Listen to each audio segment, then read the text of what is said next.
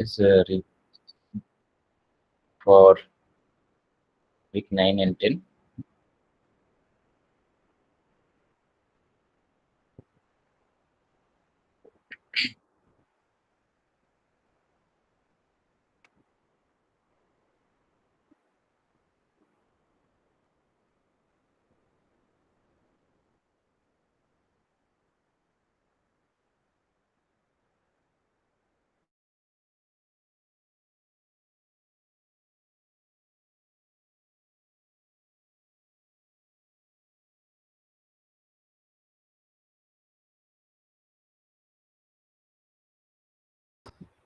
My screen is visible to all of you, is it? Okay.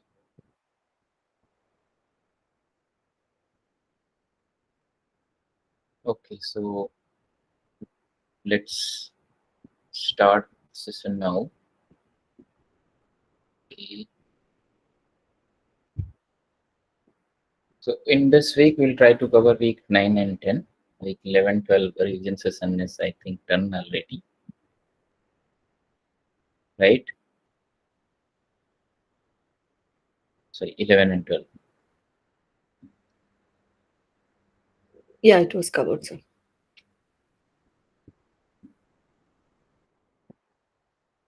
Okay, some students are joining now. Okay. So before to start, first of all, I want to listen any doubt. Yeah, the mock solution have released. You can check. Okay, it's already released. It is available in portal. You can check there.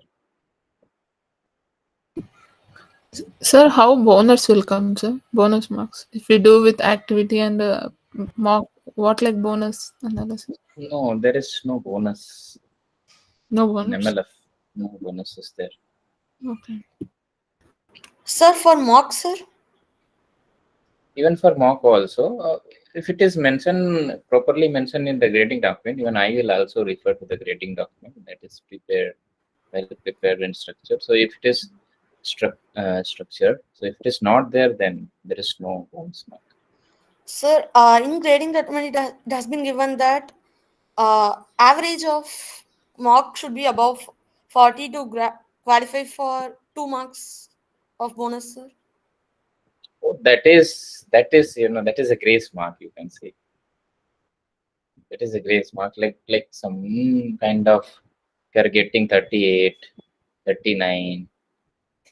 Yeah, for 38, okay, 38, 39 would be there. Then generally it is usual from from childhood, if such marks are there, then given to pass the course. Oh. I'm sorry if I'm wrong, sir, but the 2 marks was only applicable for students who scored above 40. I can just Suppose check again. score below the 40. Sir, Who score below the 40. Yeah. sir, actually she is not getting it. So Mhm. the mock total score should be above 40, but including Oh, quiz sorry. 1, quiz 2 and end term score is below 40, which is 38, then 2 grace marks will be given. Am I right, sir? Okay. Understanding this way? No, so I'm not sure. Even I will not say anything regarding this. No, because you are saying Yeah. if you are saying that someone who has scored 38, they will get 2 marks. So 2 marks is grace marks, not who Grace mark. already. That is not Yeah, bonus. So that is what I am saying. yeah, yeah. So people who could not complete or pass the subject, maybe they will get this grace marks. Mm. Mhm. Yes. And related to this bonus of mock or other things, if it is there, I will not confirm from my side. It would be from upstream, and till now, as of in the grading document, there is nothing. So I will say no. Okay. So let's start the session now. We are going to cover week 9 and 10, where the topics are Lagrangian, and then some application of it. That convex function, convex set is there. Then KKT condition is there. So what we will do, we'll just quickly recap those all. I have some collections of question. I will discuss those all one by one. and anyone wants to suggest something to proceed with the way he wants, all of you just want to suggest something, so that I will be also take that as a consideration and will proceed by that way, so that it will fulfill my and your way to discuss this revision session. So anyone wants to say something on this, that or any particular doubt before to start? Any course doubt? Not is this except the bonus one. Any particular doubt? Oh, Sir, this is right. I yes. think whatever you have, you cover. If anyone is having any doubt, they will ask. Yes. Okay. Okay. So let's start now. So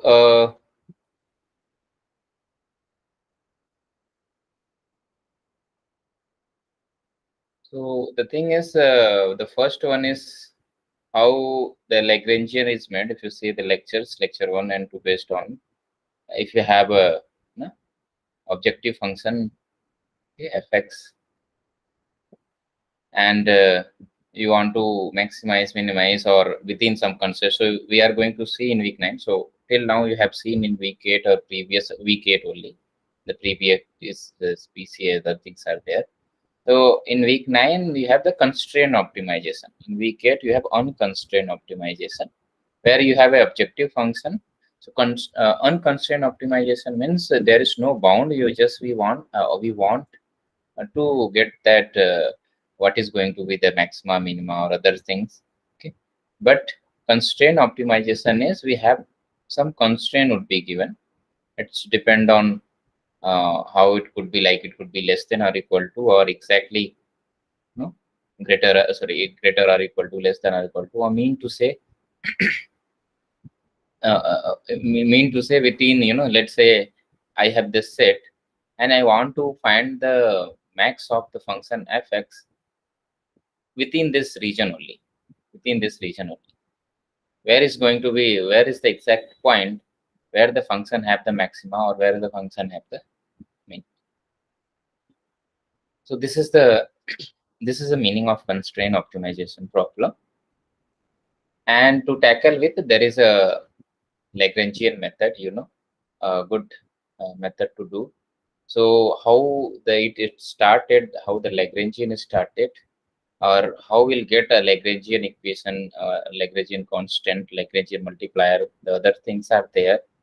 So it started from, a professor is very clearly discussing that, let's say I'm saying the x star a point, and if you take the gradient of the function, let's say the direction is this one.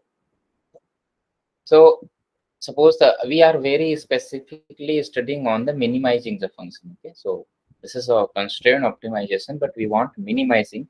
The reason is this 9, 10 or optimization problem, and why it is minimizing. The main reason is to our all machine learning problems, or if you see any machine learning algorithm, we generally do there, we find the loss. Loss could be of very different method. We generally follow the exact value and the obtained whatever the algorithm we put there, whatever the model we followed, we obtained the outputs, original and outputs.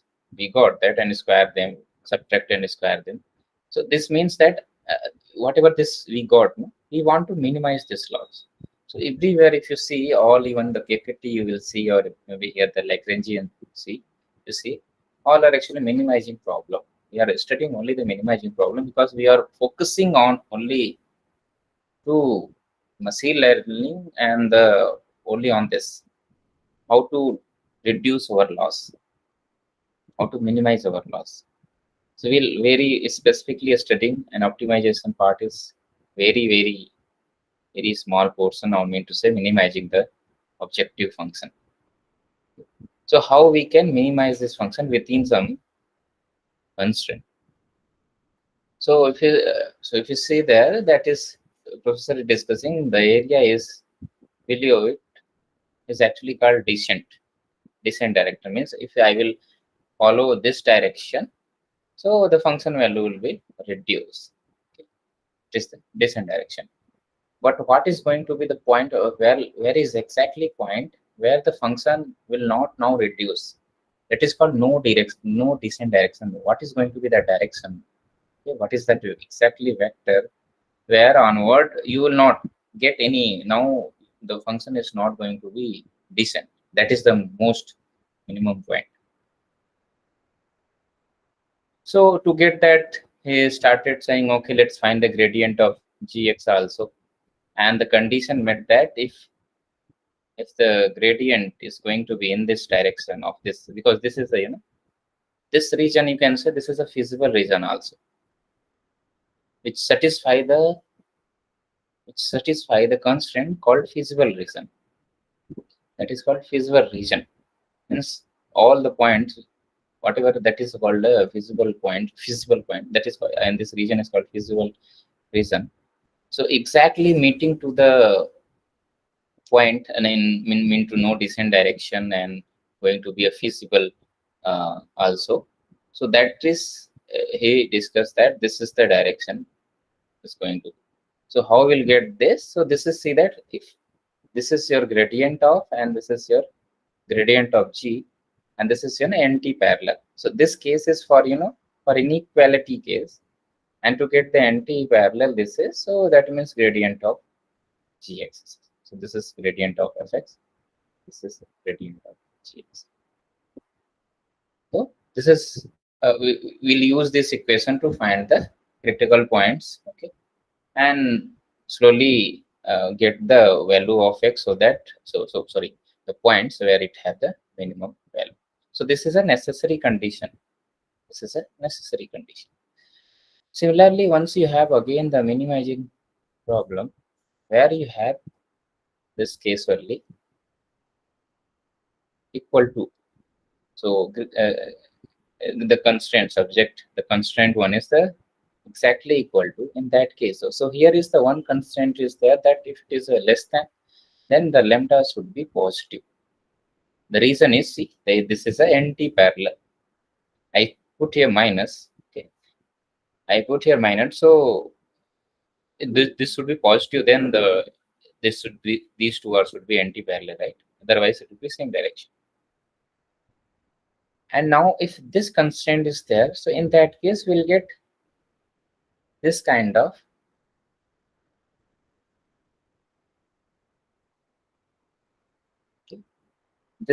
equation where it, how it is there here is this is for less than or equal to case, but it is, if it is exactly equal to, then in that case the two things will get here. The one is either the gradient of fx is whatever is the direction is there, the same direction if gx will also follow gradient of gx, that is one thing, and the second one is the anti-parallel one also. So because of this, both the direction is followed. So that's why it is going to be of any real number. Not the sign is not fixed, any real number. So based on that, let's quickly discuss one problem. Okay, I'm mentioning the problem. Let's do one problem on it. I have the constraint one is equality constraint here. Okay, so suppose I have a function fx. Okay, this one, let's say x square plus 2y minus 4y, and the constraint is given as a x square plus y square is equal to 9. Sir, is it 2y square? This is 2y square minus, yeah, this is x square plus 2y square minus 4y, and the g of xy is this one.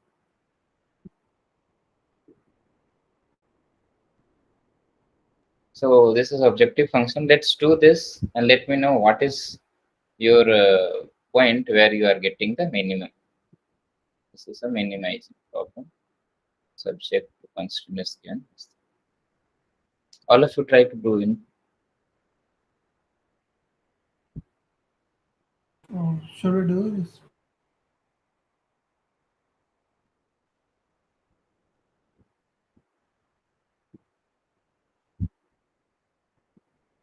Sir, is g of x is equal to 7 or 1, sir?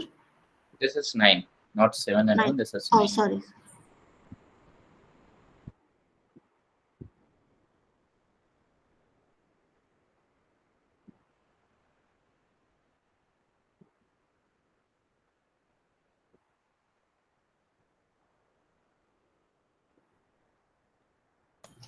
So one one approach could be that x square plus y square is equal to 3 square. So that means x is equal to 3 cos theta and y is equal to 5 sin theta. And we proceed with f of xy, replacing these values in f of xy. Yeah. You are making it as a kind of unconstrained one. Okay, yeah, this is a good approach here. Right. Yes. Changing in this whole thing in the polar coordinate, and yeah, this is good approach.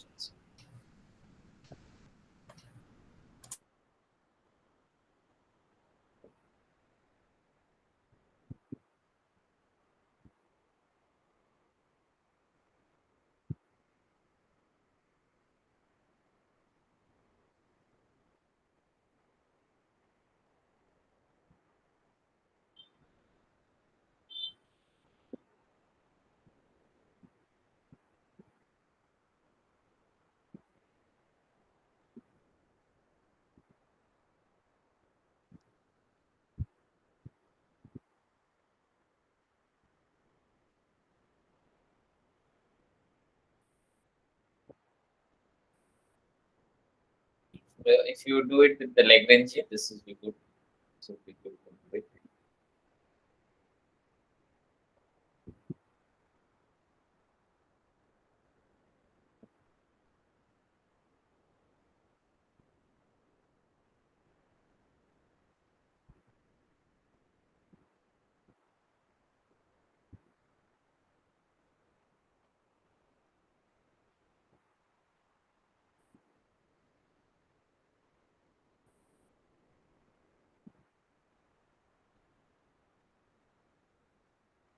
Let me know the minimum one. Minimum value of function, and also that would be good.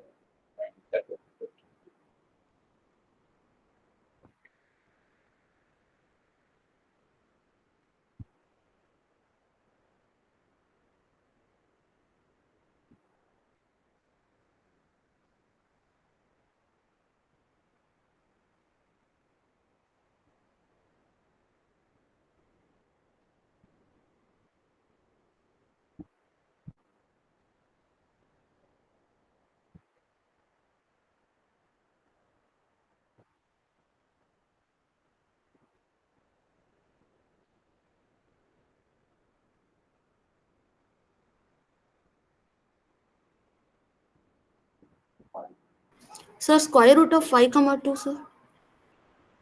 Square root of 5 comma. Others, what we'll say, is it? So only square root of 5 comma 2 or some other point also?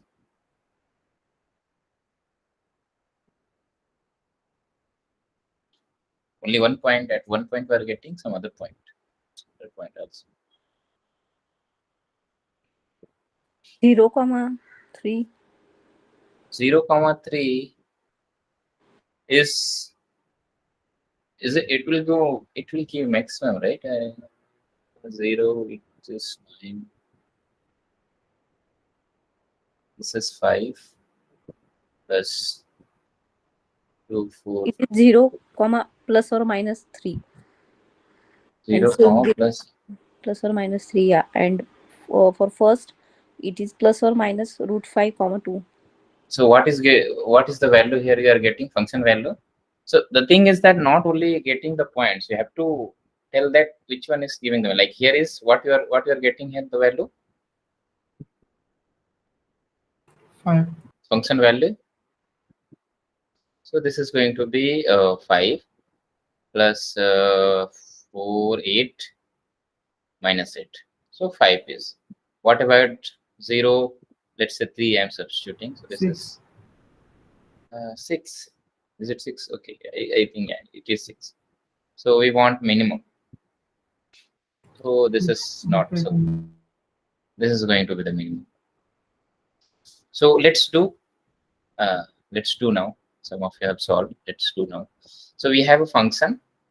So gradient of f is going to be 2x, okay, comma 4y minus 4,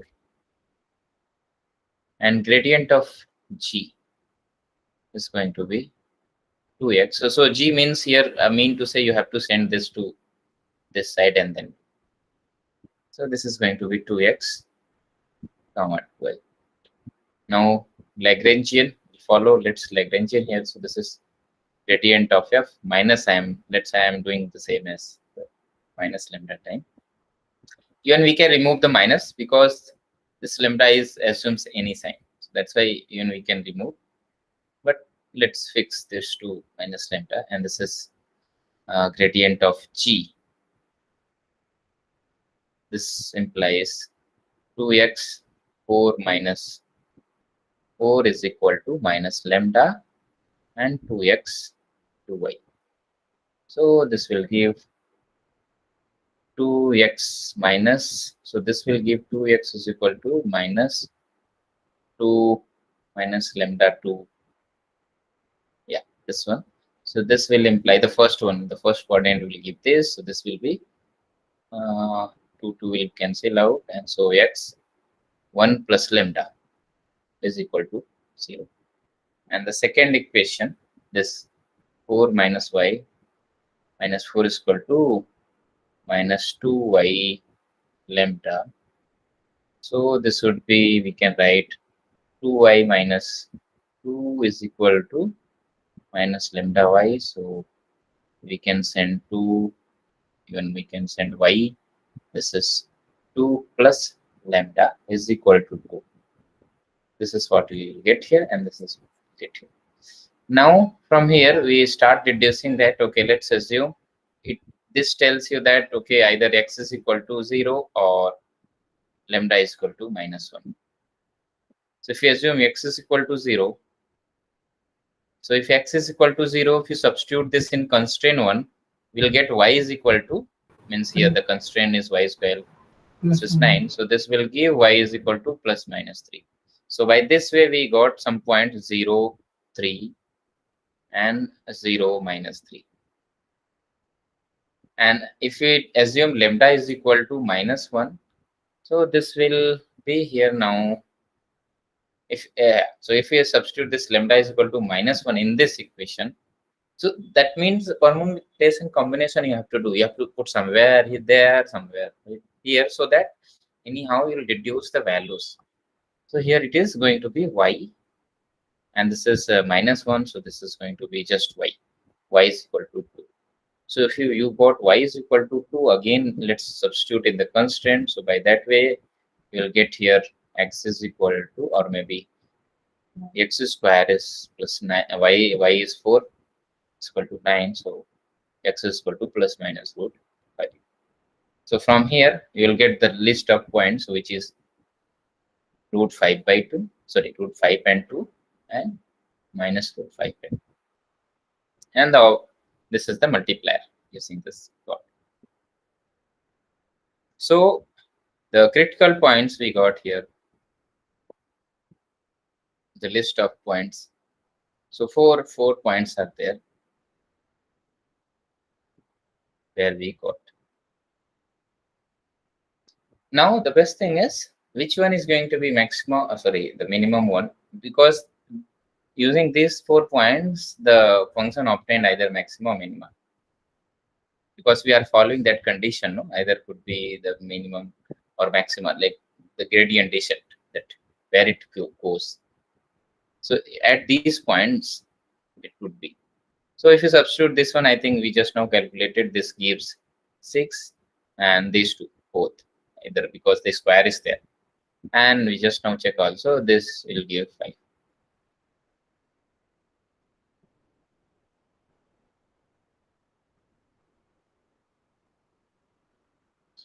I think no. I think if you substitute minus 3, then this would go give different. Yeah, I think yeah. Yeah, if you substitute f of 0 minus 3, so this will be 9,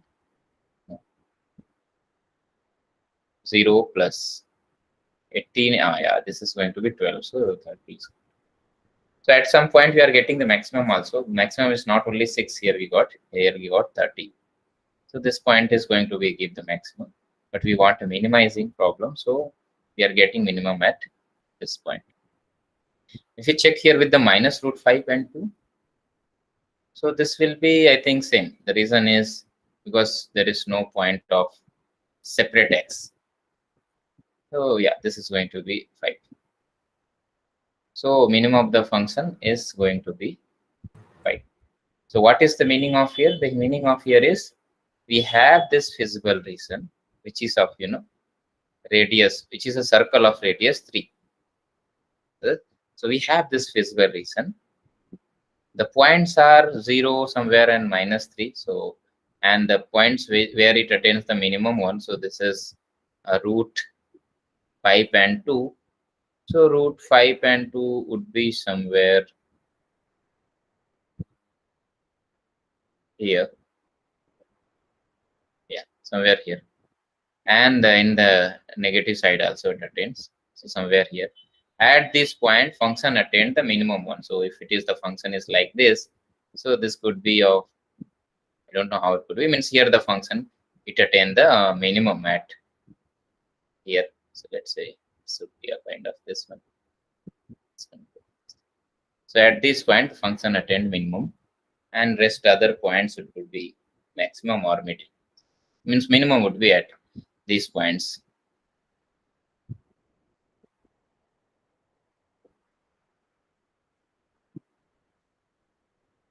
Oh, sorry. So wrongly I made it. This is not this side. This is going to be minus of minus, and 2 is going to be the same here somewhere.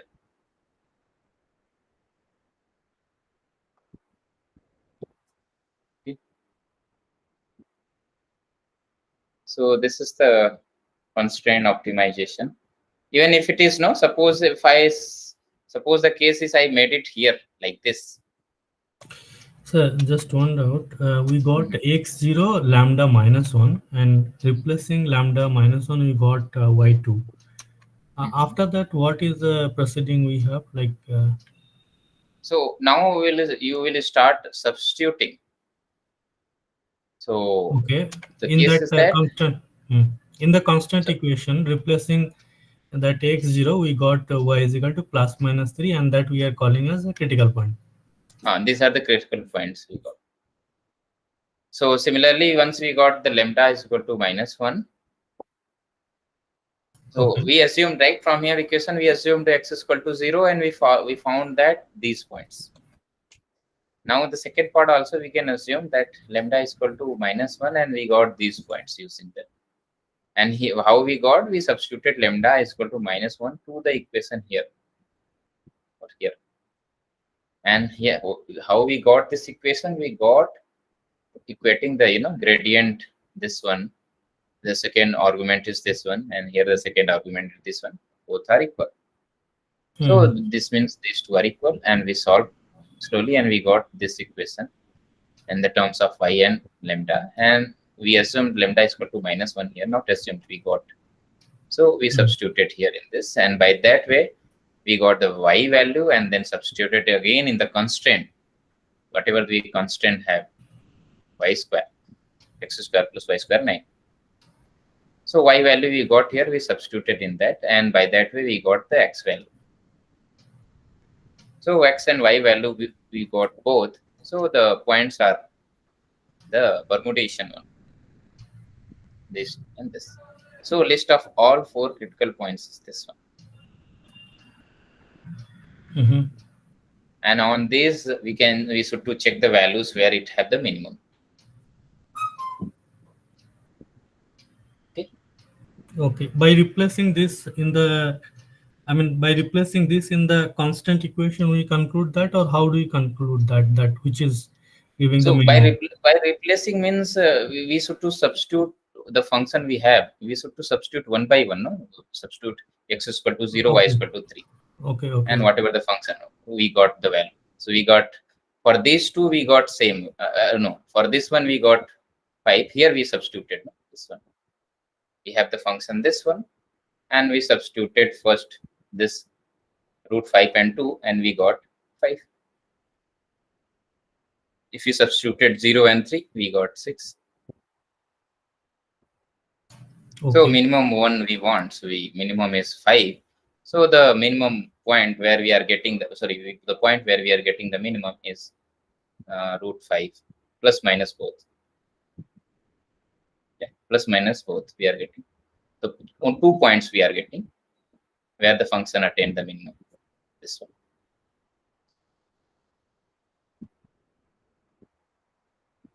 Okay. And if you suppose here that we are getting the, not only the, suppose we previously we solved for equal to, if it is less than or equal to, then in that case we should to follow the same procedure. Everything is same here. Till here it is same. But from here we are getting x is equal to 0 as lambda is we want positive. So this condition won't be followed. We only follow this condition. We only follow this condition.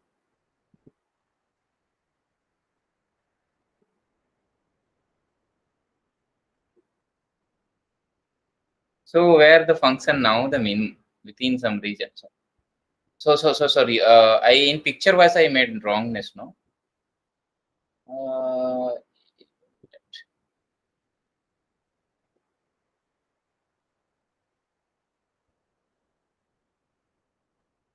Picture wise I made wrong somewhere.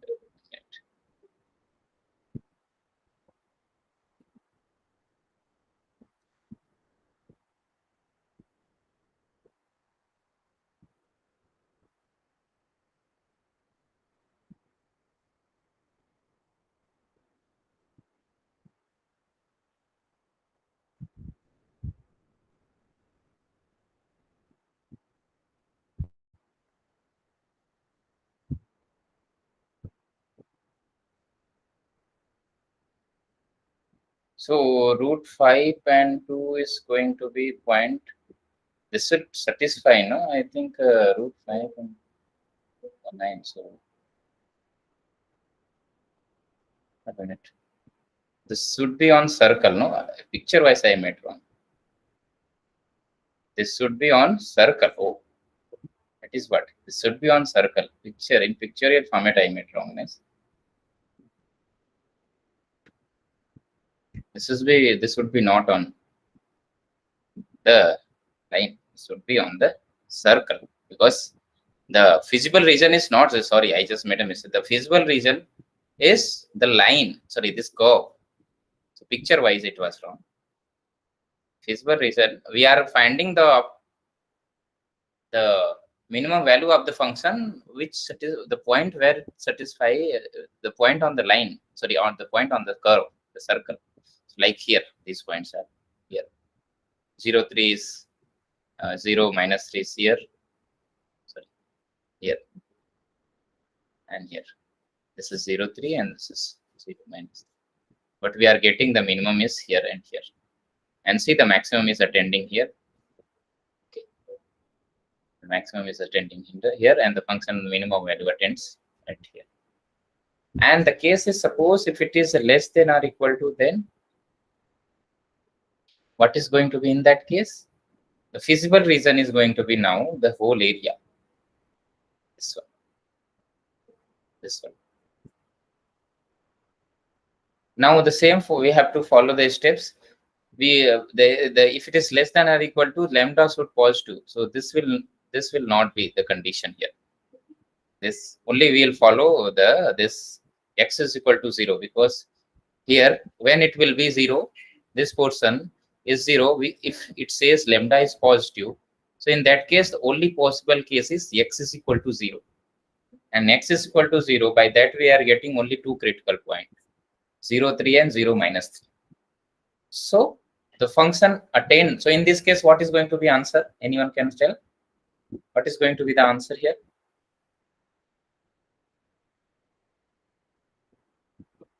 Are you getting? I just slightly convert. I changed the problem in different. Am I audible or roughly very silent?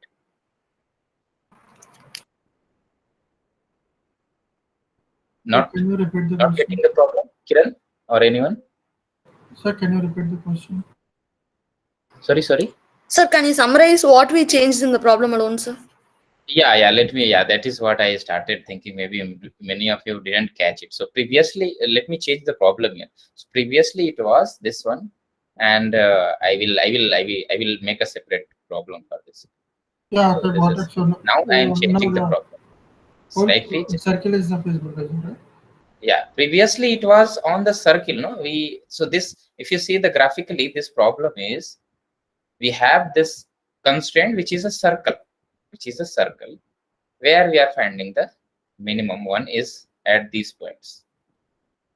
Now I have changed the problem. The problem is again the what is that, x square plus 2y square minus 4y, but the constraint one is in place of x square plus y square is equal to 9, I change to less than or equal to 9. Okay. So in this case, what is going to be the minimum value of the function?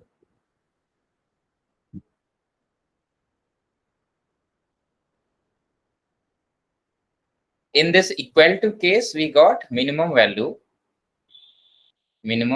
of the function is 5 at point plus minus root 5. Just now we verified it. We found this from these 2 points. But can you tell me what is going to be in this case? All of you did the calculation here already. 6. Let me know the answer. What is the point? 0,3. And what is the minimum value of the function?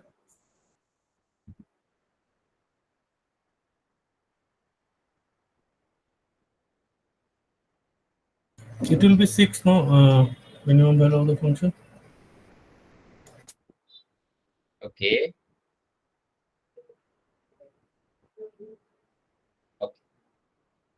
What about others?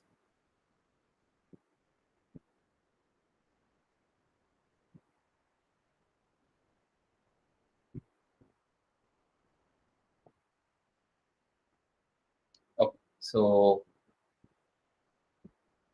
So no need to calculate. No, we have already calculated, done everything. The gradient of g. Okay. We have calculated, which is 2x and 4y minus 4, and this is 2x 2y.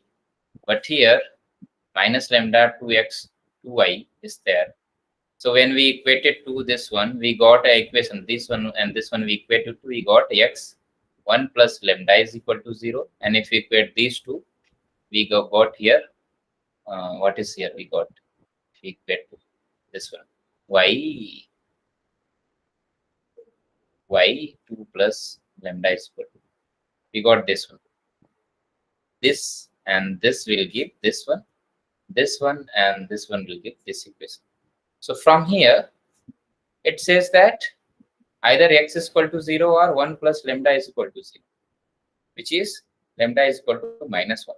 But here is, this one is inequality constraint. So, and so this could be never right, because lambda should be positive.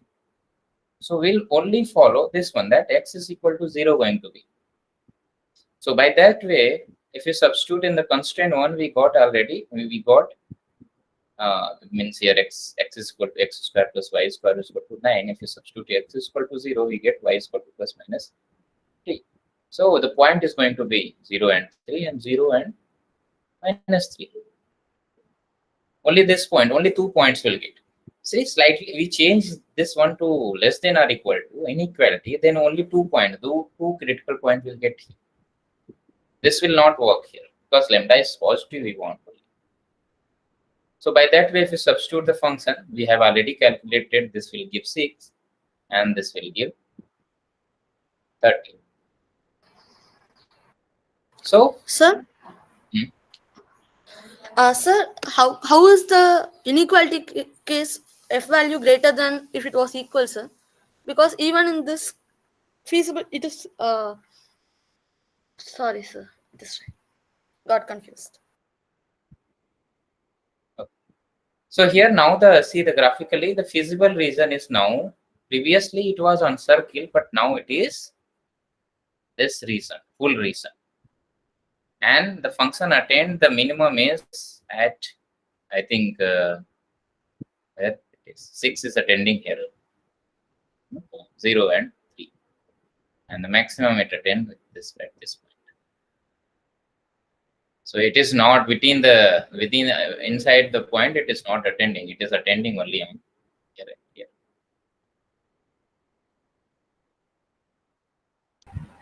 Excuse me, sir. Yes. Sir, does the same happens with the equation x square plus y square equals to 1? So it is not a convex function. X square plus y square is equal to, Is equal to 1. No less you are than or saying. greater than. Sir. Yes, sir. So if it sir, is this is not constant, a, so is it a convex function?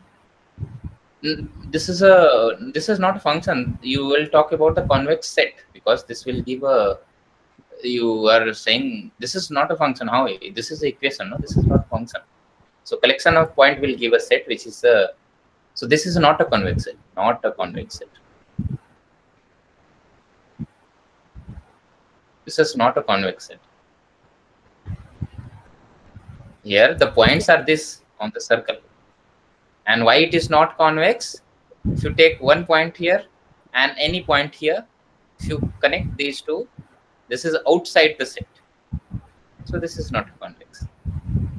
This Yes. could be convex when you add less than or word. Then now it will be this region, this set, and now this is going to be convex. Okay, sir.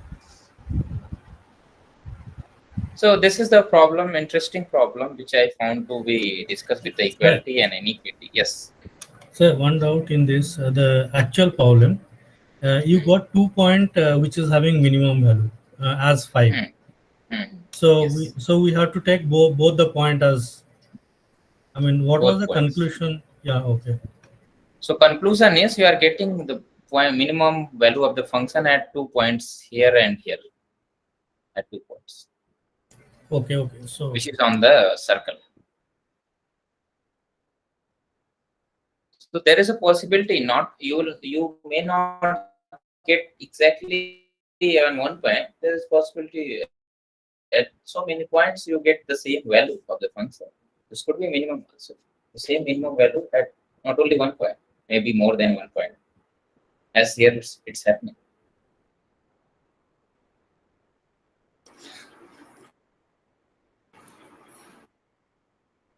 Okay.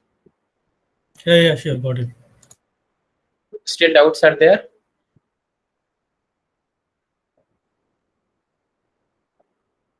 Okay. Let's move to the convex set. We'll quickly cover it. I will just discuss the definition. Convex set is nothing but it is a set, the first of all, it is a set. It will be convex set. We'll talk about this is a convex set, or we'll say this is a convex set when this will follow that if any 2 points will take and if you join the line segment with these 2 points, this should be within the set. In a different word, this should follow. Let's say this set is yes. I am taking these 2 points, x1 and x2, which is from the set. Okay.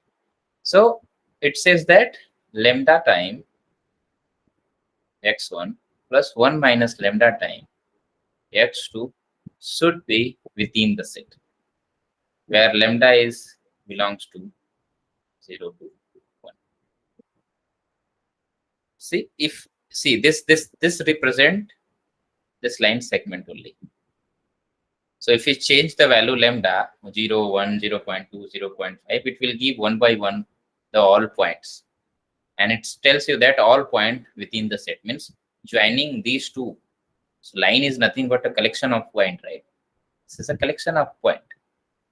So all point joining these two means all point which satisfy this one should be within the line. So this is called this set. When it is following that, the set is this condition. If the set is following this condition, then we'll call this is a convex. Okay. Some regions are there. Some regions should be a different region. Maybe of this case, see, connecting points, connecting line, these two is not in the set. So this is not a convex. Just now we discuss a circle. This is not a convex. Circle is one point if you take here, another point if you take here. And if you follow this convexity, this condition, this will give this line only. And this line is, we want the collection of points. No? These points are not in the circle. These points is not in the circle. The set S. Our set S is nothing but x square plus y square. It's, let's say, any radius of any radius. So this is not a convex set. So these are some properties, like, sorry, these are some convex set. The question would be asked based on that, which one is a convex set or not. Like, for example, let's say I'm saying this, let's say I'm talking about this set.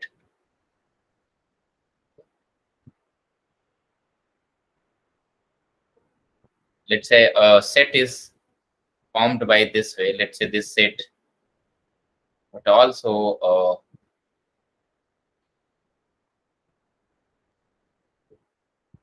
the set is, the whole set is this shaded region. So will this be a convex set? Anyone? Will this be a convex set? No. No. Simply it is not. Because if you take these 2 points, this is going to be outside. So there is very interesting, I'm not going to tell you that what is that. There is a very interesting, once you study the topology, no? So this will follow a route of that. That is actually, see, we are studying here very specific this one, but if you move ahead some extra course in maths, this, if this condition is followed, then we'll call this set as very specific set.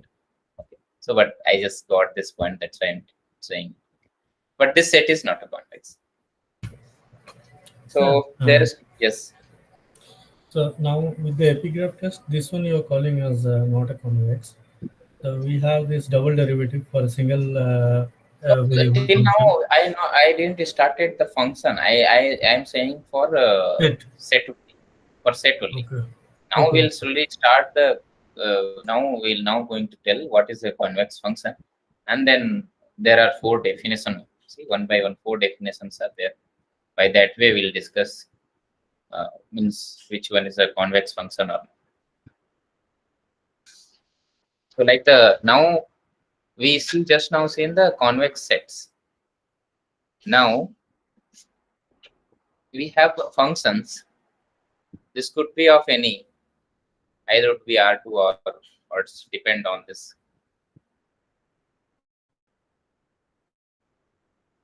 We call a function is a convex function when the epigraph, see the definition of epigraph, this collection of points which have the greater values.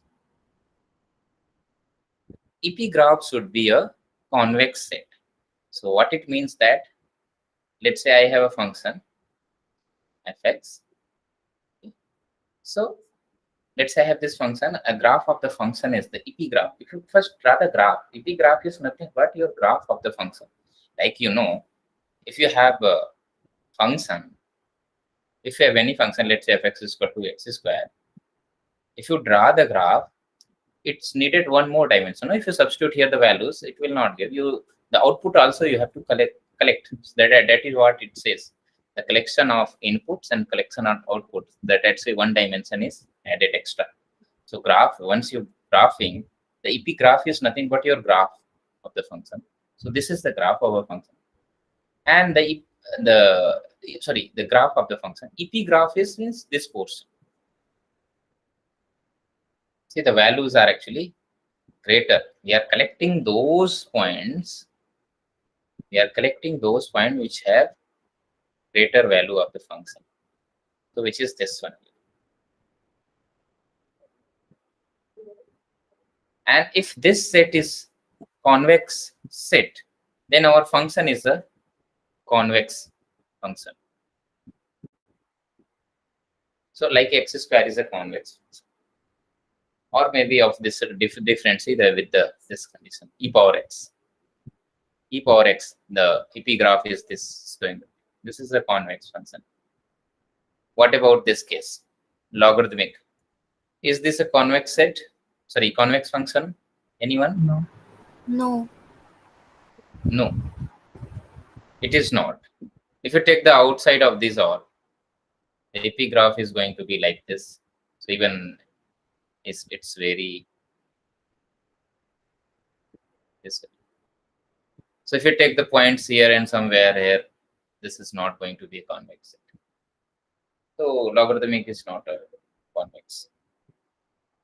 Like some other functions, let's say graph of any polynomial. If I made a polynomial of this case here, x minus 1, x minus 2, and x minus 3.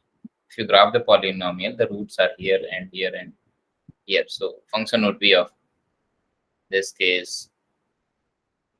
So this is not a convex. If you take the EP graph of the function, this is going to be.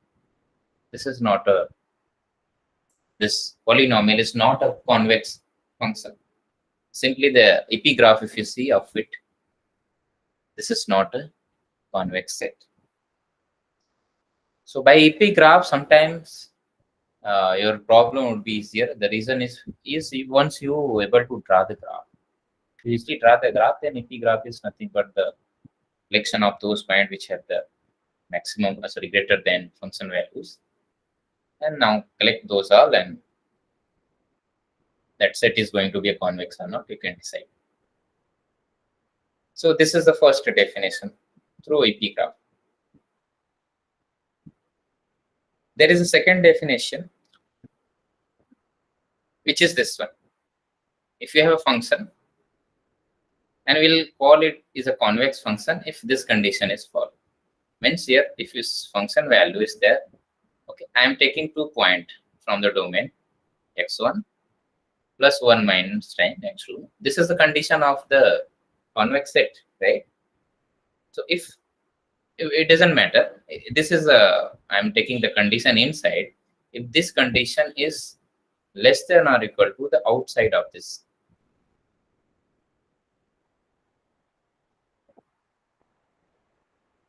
is happening for the function, then the function is going to be convex. So this definition is not so much useful because every time you cannot make a very distinguished left and right one. So this is not so much useful. The EP graph is very sometimes easy. Okay, and this one. No, not this one. Okay. The third definition is this definition. A function is differentiable and said to be convex if and only if you take 2 points x and y. So the function 2 point, the function f of y value should be greater than function of x value plus y minus x transpose gradient of fx should be positive. Okay, so this is true for all x and y belongs to the domain. Any 2 points. If you take any 2 vector, here it is point. Any 2 points, if you take the function y value should be greater than function of f value if we take of this condition. If this is happening for all x and y, then the function is going to be a convex. This is also very, very different. It is not so usable. Even this includes the inequality. But yeah, this is not so usable. There is one thing we know in case of differentiability. Can anyone tell when a function is differentiable twice,ly, then our function is going to be convex, right? What is that? Anyone can tell? When it is greater than 0, then Then it it is is a going to be a convex. convex. That is applicable And only when, for single variable. yeah, for the single variable. When if it is less than 0, then it is going to be Content. So this is true for the one variable case. We can use even. You can use even. If your function is differentiable twice,ly, then you can check the differentiability and confirm it. For all x. For all x. So whatever the range is needed, no? I mean, sorry, the domain within the domain it said that it could be of this case. It said that check that within this domain it is going to be convex or not. So it's depend on domain. Within the domain, if it's happening, then in that domain you can say this is a convex. And next, fourth definition is for the multivariable function. For the multivariable, and this is for when your Hessian matrix, the Hessian matrix is going to be positive semi-definite. If it is positive semi-definite, then your multivariate function is going to be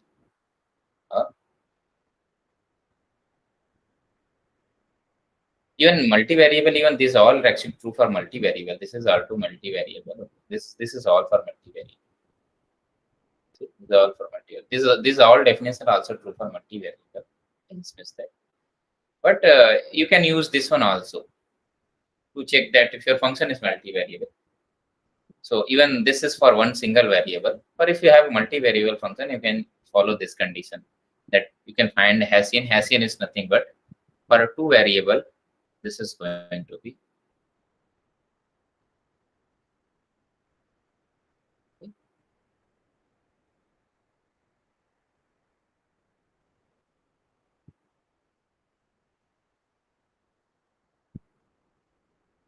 so again, okay, what is my request is to all of you that go through with this condition, okay, and this should be positive definite, okay. When it will be positive definite, in other way, if you have a two variable, this should be positive and the whole determinant should be positive, okay? Then it is positive semi-definite. Then it is So the if pivot this is position, Sorry? should be del square f del square x. Na? You wrote dx dy, dx dx twice.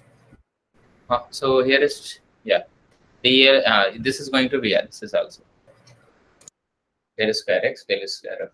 So when positive parsing definite or positive semi-definite, sir, because both does not have same conditions, right? so this is a positive semi-definite. If this is a positive semi-definite, then it is going to be convex. Sir, but it can be positive definite too, right, sir? Yeah. If it is positive semi-definite, even it is positive definite, still that is true, no? That is true. If it is positive definite, also it is going to be. So for positive semi-definite, the first element of the matrix can be negative, but the No. Positive. The first one is also positive. This is positive. The determinant is positive. Both should be positive. okay. To conclude here, we should check the derivative is positive and pivot is positive. Not derivative. The determinant, not derivative. Sorry. I mistermed it. Yeah, determinant of this Hessian function, Hessian matrix. Matrix. And the first term is positive. If this is positive, then means this is for positive definite matrix. So this could be one thing, that determinant would be positive, or determinant would be 0, and the first entry is positive. In that case, you can say this is a positive semi-definite. No? Positive semi-definite means either could be this is 0 and the determinant is positive, okay, or maybe determinant is 0 and the first entry is positive. You can say this is a positive semi-definite. This is allowed. And if this is happening, then you can say your Hessian is positive definite, and so the function is convex. Other way around, if eigenvalues are greater or equal to 0.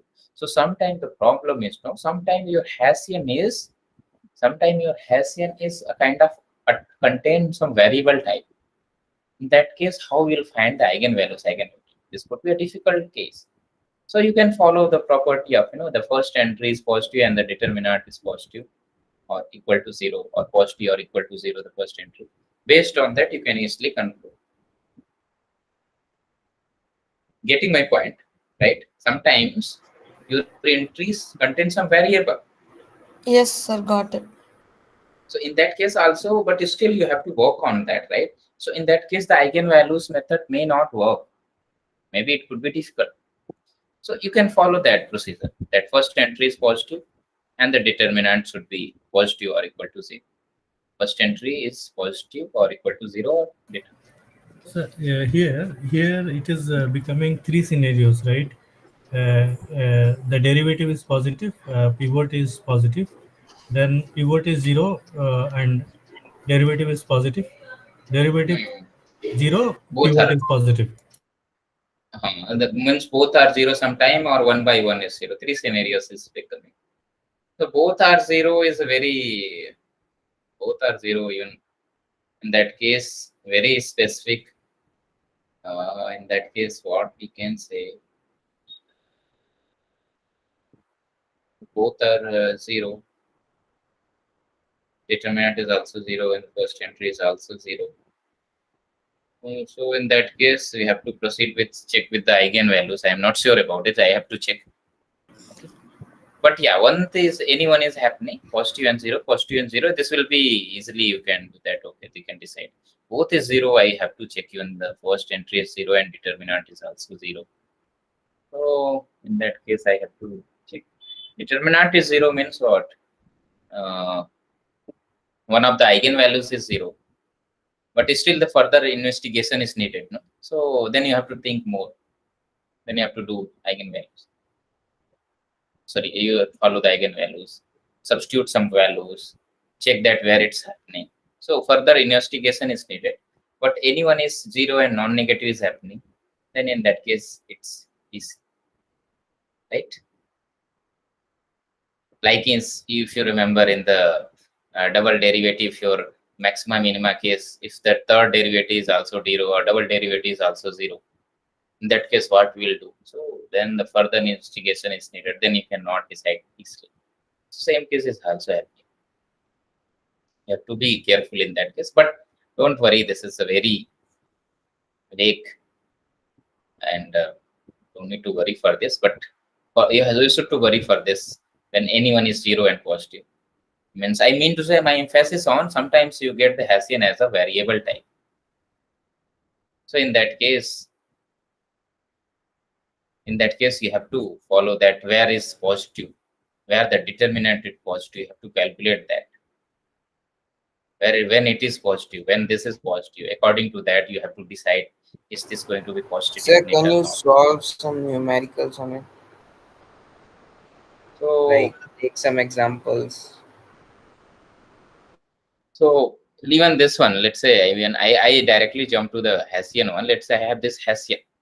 Even I don't know how to form that. Even anyhow you want the Hessian one. So this is, let's say assume this is your Hessian for the time being. You can easily calculate. Let's say this is a Hessian. So in this case, suppose this is your Hessian. This is your del of x square y del of x of y, and this is the correspondence. So this should be same because this is there. So this is going to be same because Hessian is generally, for the polynomial at least, Hessian is going to be symmetric matrix. So these two are same. This is matrix. So suppose this is your Hessian matrix. See, this Hessian is contains a variable type.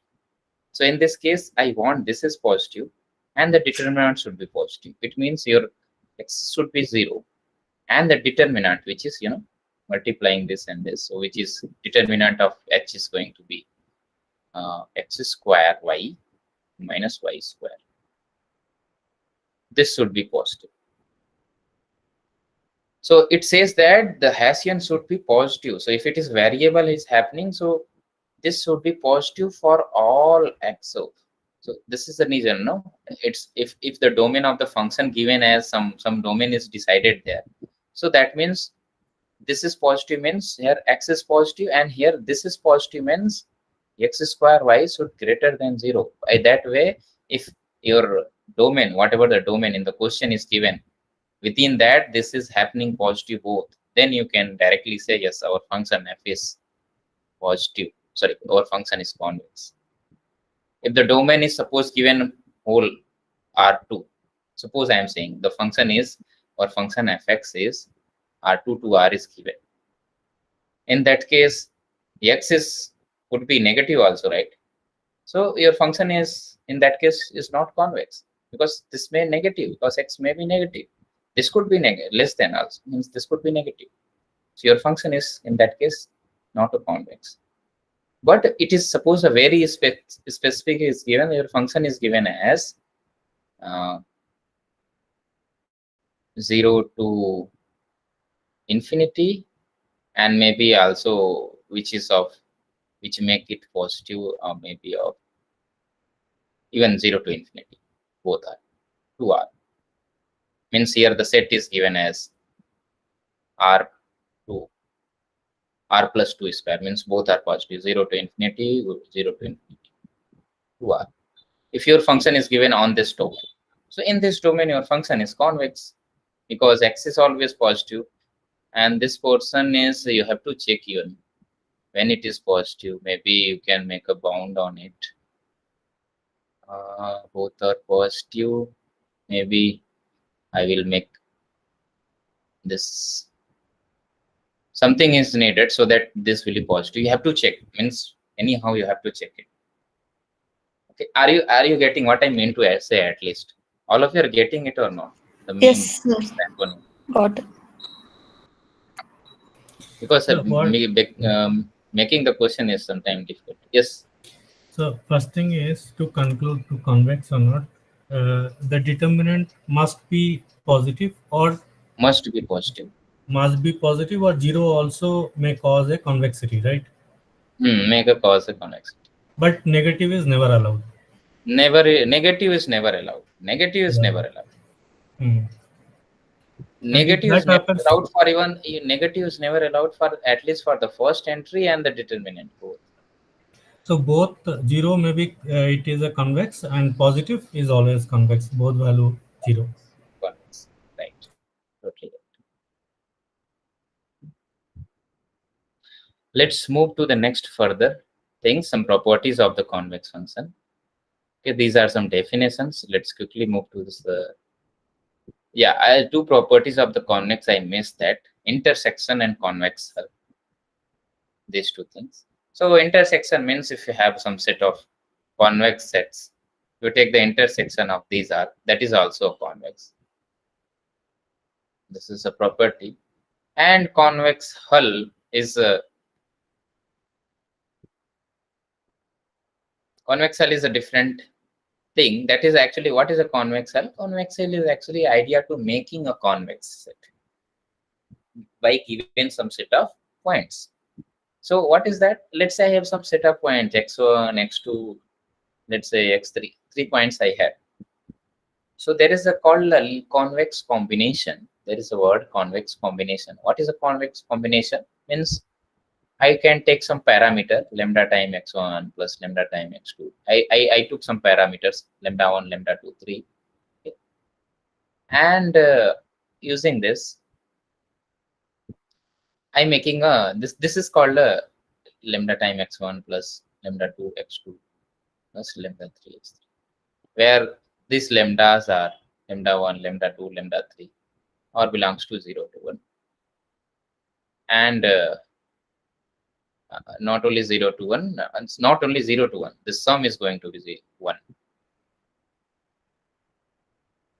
Lambda 1, lambda 2, lambda 3 should 1, and this all should be positive. If this is happening, then this kind of combination called convex combination, this kind of combination called combination.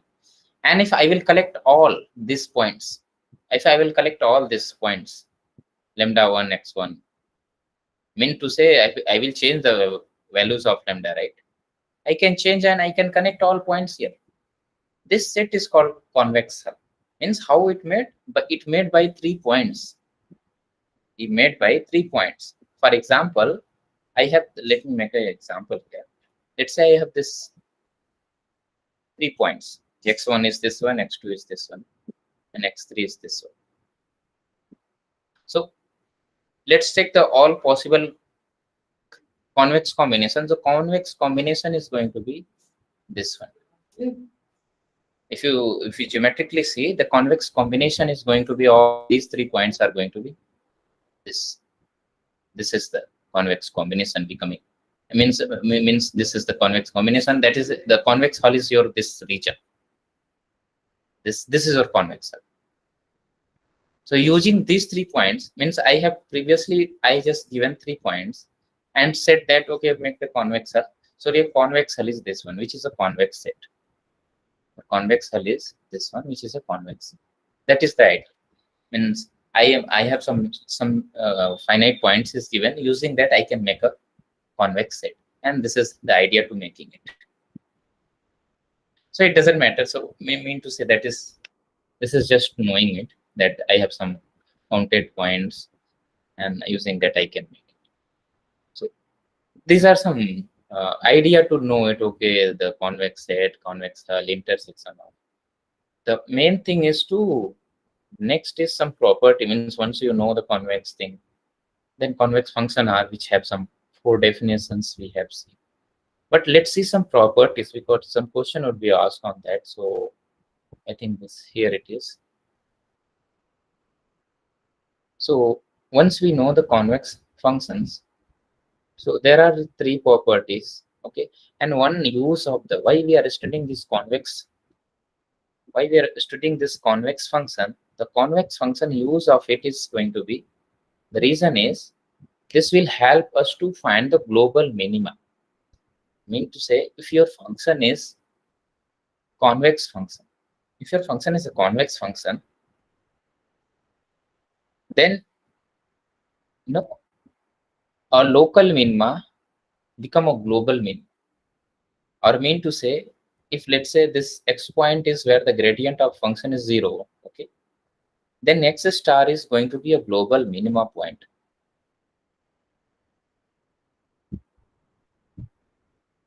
Okay, so this will make us easier. Okay, I said no, we are specific, very small, in within some small region we are studying this optimization. Means only we want minimum of the function, and reason I told, I want to minimize our loss function. So if you see the loss function. Loss function is a quadratic function. Quadratic functions are convex function. And once we have a convex function, then any local minima where the gradient is 0, that is your global minimum.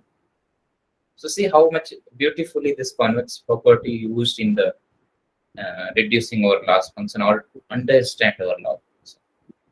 So once you have a function which is a convex function, okay, that is, then if you where the gradient is 0 for the convex function, that points are actually global minima point. This is a use of, and proof of the theorem you can see it from the lecture. Okay. There are some properties of also. And sometimes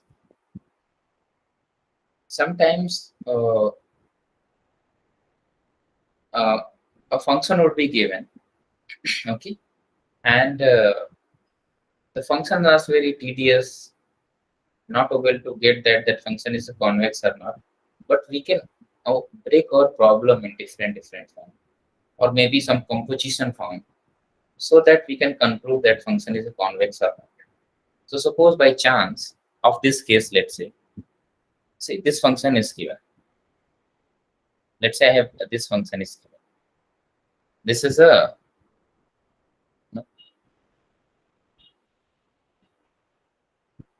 suppose this function is given. Will this be a convex function or not? Or maybe this function, see this function. Will this be a convex? So sometimes it is tough. We can break our problem to the composition form, and based on the composition, if the composition follows some condition, then we can easily conclude that the composed function is convex or not. So like the first condition is that if our function is from R to R, which is a convex, it is given that f is a convex and non-decreasing. Non-decreasing means, last time we have seen the non-decreasing means increasing or zero. Non-decreasing means it should be always, in this case, let's say x1 is greater than x2. So x1 greater or equal to x2. Non-decreasing means increasing or equal to zero, that is, means increasing generally. So if function f is convex and increasing, or means non-decreasing, and our g function is also given, another function is also given, g function is also convex. In that case, if we think f compose c, then this is going to be a convex.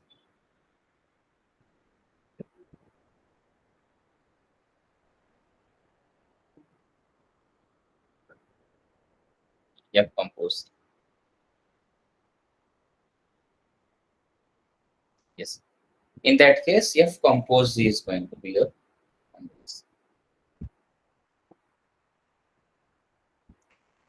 Similarly, if you have a function is given, okay, f and g, some function is given, f and g, okay, and both are convex. If both are convex,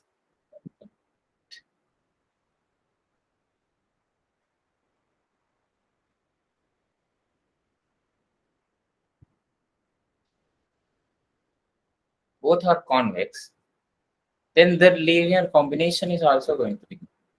Like for example, let's say I have a function fx is equal to e power x and gx is equal to, let's say, x square. Even for the timing, suppose we have a function of hx is equal to this one, e power x plus x square. Suppose you have a function of this case. Is this function is convex or not? The question is this. So see, it's look very tedious in the appearance wise. Okay, how it could be if you use the direct definition of the convex function, p graph or anything, this is going to be tougher. But if you use the property of this one, that check the separately, this is a convex, check this is separately, this is convex, and we are summing them. So condition says if we are summing them, if separately convex, then this is going to be a convex. So this is going to be a convex function. So h is a convex. H is a convex.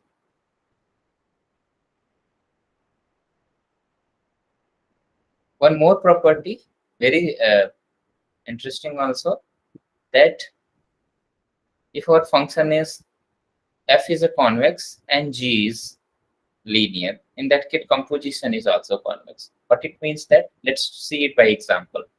Let's say I have a function fx, which of this one, and another function gx. Gx is suppose is a multivariable function. Let's say I'm saying for even multivariable. Let's say this one, x1 plus even x plus y, x and y. This is going to be x plus 2y. Let's say I have this function. So if you compose these two, means f compose g, means what is that? If you think about this function, x plus 2y. So f compose is going to be this one, x plus 2y square. F composition is going to be this one. So is this function is convex? So see, now if you will start doing it, you will start doing with the Hessian. But without Hessian, you can do easily. See, this is your linear function, and the outer one is your function, which is a convex. So linear is, this is a linear, and the outer f is convex. This is your inside one, and this is your outside one. And it says the condition is if f is convex, g is linear, then composition is convex. See, without doing very gradient, eigenvalues, eigenvector. Without that, you can easily conclude. So interesting, no? This is good example to catch it that this is the property. A linear sum means summing them, or composition is very specific, or this non-decreasing kind of. Sir, how can we check for concave, sir? Just in case. So to check the concave, just to, if you want to check that a function is concave or not. So if you want to check it, just first do minus of fx. So checking of this concavity, check for the convex of this one. That's all I will say. Convex. So we check for convexity of minus f. Yeah, if this is your minus of fx is convex, then your simple fx is concave. That's why professor is not discussing much about the concave. The reason is simply this one. This is an 1-1 correspondence. Okay. This is a 1-1. So if the function is convex, we test for convexity. If it is a convex, then we know. If it is not convex, then we can conclude it is a concave. Correct? No. Okay. This is not true, right? If you check this function, polynomial, this is not a convex, not a concave. So it is not necessary a function is not convex, then it is going to be concave. No, exactly. So separately you have to check. If you want to check it, the concavity, do the minus of it and check that it is convex or not. So that's why professor is not deal separately with the concave. We just said that take the minus of it and then everything, all property is going to be. Just change your problem. Just change your problem with putting the minus in front. And now it is your whole problem is now the convex problem. Do all properties, whatever we till now study these properties, all others, whatever you have.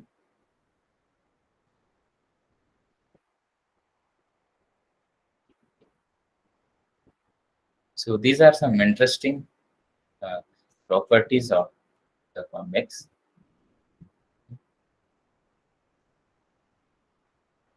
So remember these conditions. This will help a lot to solve problem in a fast manner. The non-decreasing case. Okay. So you can please make a note. So if you want, I can let me write here. If you have two function f and g, if it is convex plus non-decreasing, and g should be convex, then composition is going to be convex, and composition is going to be convex. The second is, if it is the second is, this is just convex and the linear, g is linear, then again this is going to be so convex non-decreasing, okay, and convex will give the composition convex. Okay, here is just a convex, and the second one is linear. Again, the composition is going. And the third thing is, if both are, this is a convex, this is convex, both are convex, then their linear combination means your sum. If you are summing, then this is also convex.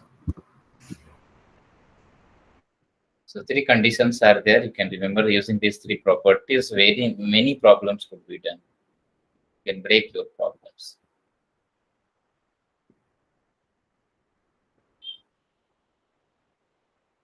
So let's do the next topic. Let's move to the next topic. That is the application of this all whatever we studied. This means let's apply this optimization, the convexity, the other things, to one beautiful machine learning algorithm, that is a regression. It is a regression problem. Okay. So till now, here it is clear to all of you. Doubts? Someone wants to say something. No, nothing. But No, sir, sir, that critical point you called out that the convexity, if it is a convex function, if we get a local minima, then we know Uh, it is uh, the global minima. Nothing global, need to be right? found. Yeah. Yeah, nothing. Yeah, that is what. Okay. So let's move to the next question. Interesting question. That is a regression problem. Regression is, a kind of a, if you, what is a regression? If you have some set of data point is given, some set of data is given. So using that, find the, when some iteration point, find the, compute the WT or something is there. The regression, perform the linear regression on the data set, okay, where some point is given here. Using the gradient descent algorithm and update route, they're updating the equation. Some learning rate is given. Compute the second term. First term is given. Compute the second term, where some data point is given.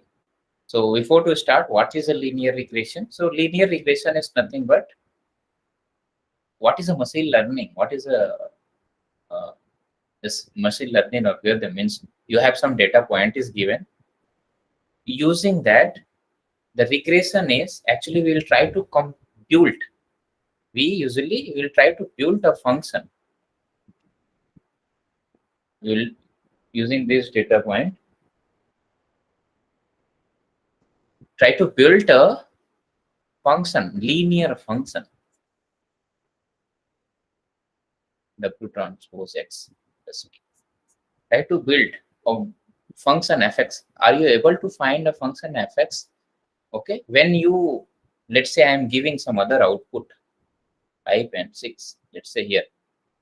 Okay, it will able to give the best, means using these data he will learn and give the best minimum, means whatever the next, if you calculate the error with respect to other, means if you change this w or any if you with respect to any other function, let's say fx is equal to, I'm saying 2x plus 5, let's say another f1, another f2 is 3x plus 2.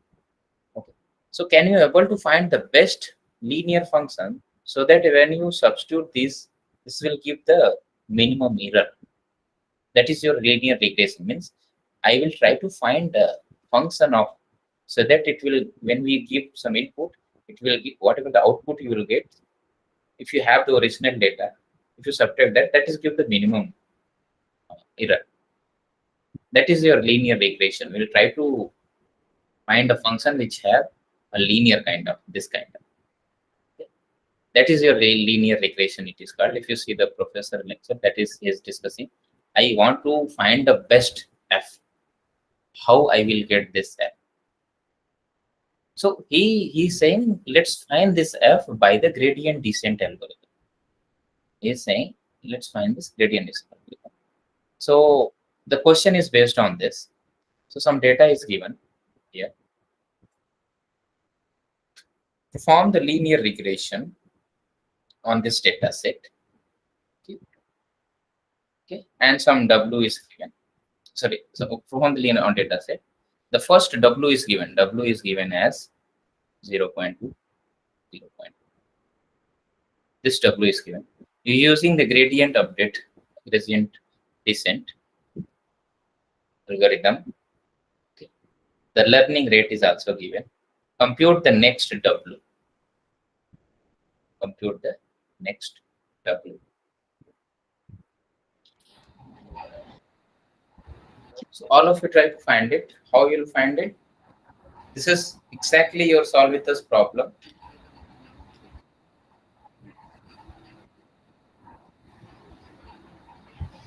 All of you think to do it. So if you're not anyone, if you best thing is anyone can give the formula or how you are solving, because this is a bit calculative. I will also try to skip this. But I want just idea to how to, at least to recall. This is just recalling everything revision. We're just recalling how we. So like the formula is WT plus 1 is equal to WT minus the learning rate is 0.1, right? Then times gradient, and gradient would be Gradient of the function. Gradient of the function. So here, mean to say, if you see the regression, if you see that how we'll get using the gradient algorithm, gradient descent algorithm, the gradient descent algorithm is that W t plus 1 is equal to W t, okay, minus some eta time gradient of x equals x w means the minus gradient of W, that function we want. No, this is a kind of function. How we'll get that? In the formula, if you'll see the gradient of f, this is given as a gradient of. So here is our W is there. So how we'll get that W gradient of? sir, it would be like x transpose x w. So Sorry. it would be like x transpose x w minus x transpose y. And w is given to the 0.2 and point. Okay, let's see what is exact. And the lectures are Sir, we minimized. minimize the error function, sir. Yes, not error function. We want the next W. Okay, let me show you that.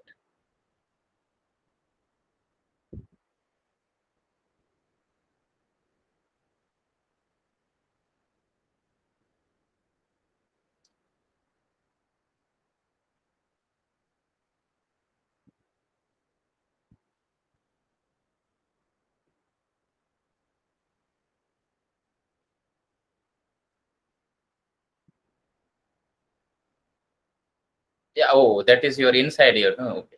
Yeah, there it is there, no, sir. Like gradient of f is x transpose x w minus x transpose. Yes, y. yes. That's what I'm saying. So see how it is. If you have a data point is given.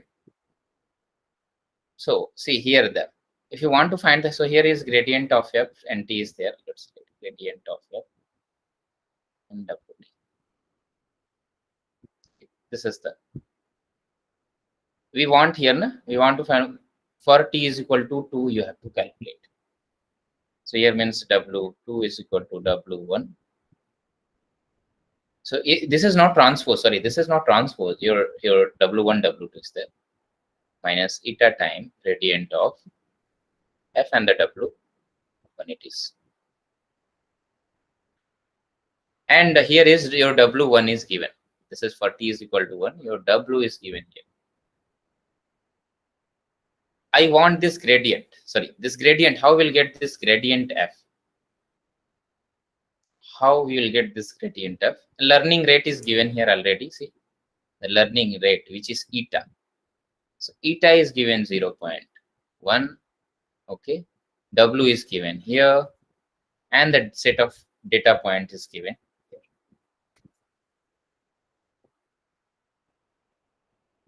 So we want to find the W2. The question is find the for t is equal to 2. What is going to be W? So see here we want the gradient. How we'll calculate the gradient? Now simply we can use this formula. This see the gradient of f is nothing but x transpose x and the W, okay, minus x transpose y. Okay. This is what it is. X transpose x W minus x transpose y. If you use this one, we'll just need to substitute now. Here everything is in place of this one. You can now write W2 is equal to W1 minus eta is 0.1, and here in place of x transpose x W1 minus x transpose.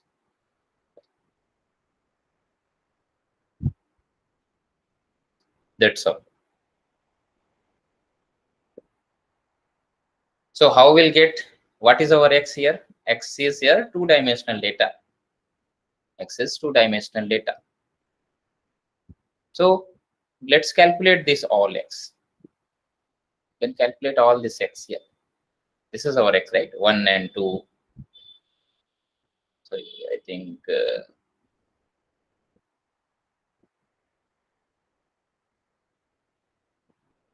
I think this is a missing.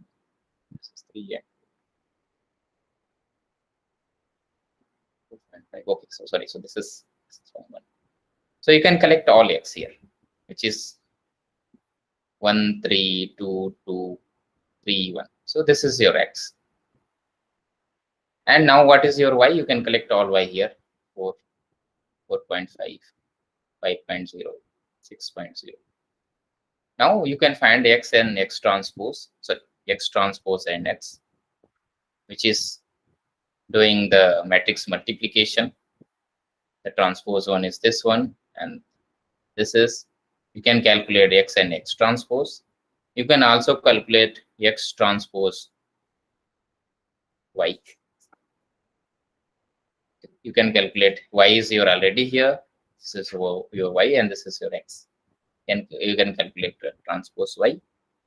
And now you have already W1. So the finally is X transpose X, whatever this one, and W1 is already your 0.2, 0.2. And whatever you have calculated here. Just do that. This will give your gradient of n. This will give you gradient of n, and the outside it's learning one. And here is your W1, 0.2, 0.2. This is minus here. And this is will give you W. The question is asked, find the W2 using the gradient descent algorithm. So this is your gradient descent algorithm. This is your gradient descent algorithm. Okay.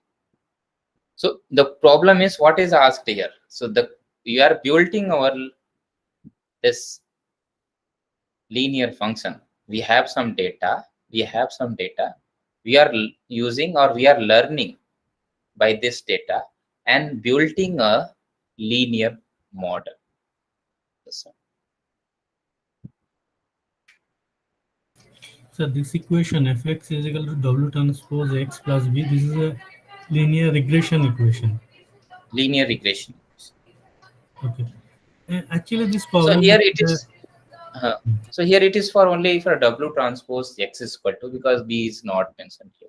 Otherwise it would be tougher. So that this is what it is. W transpose X means we are building a model of this W transpose X.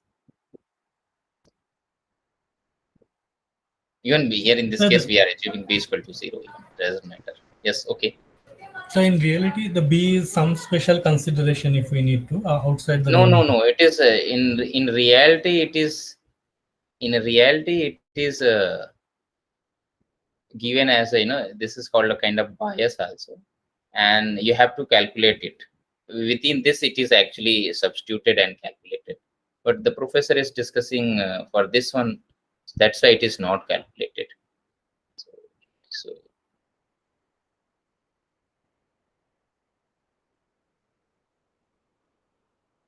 So this problem, if the function is given, he is not considering. So he's not considering. See, he's not considering the B part. That's why I added from my side.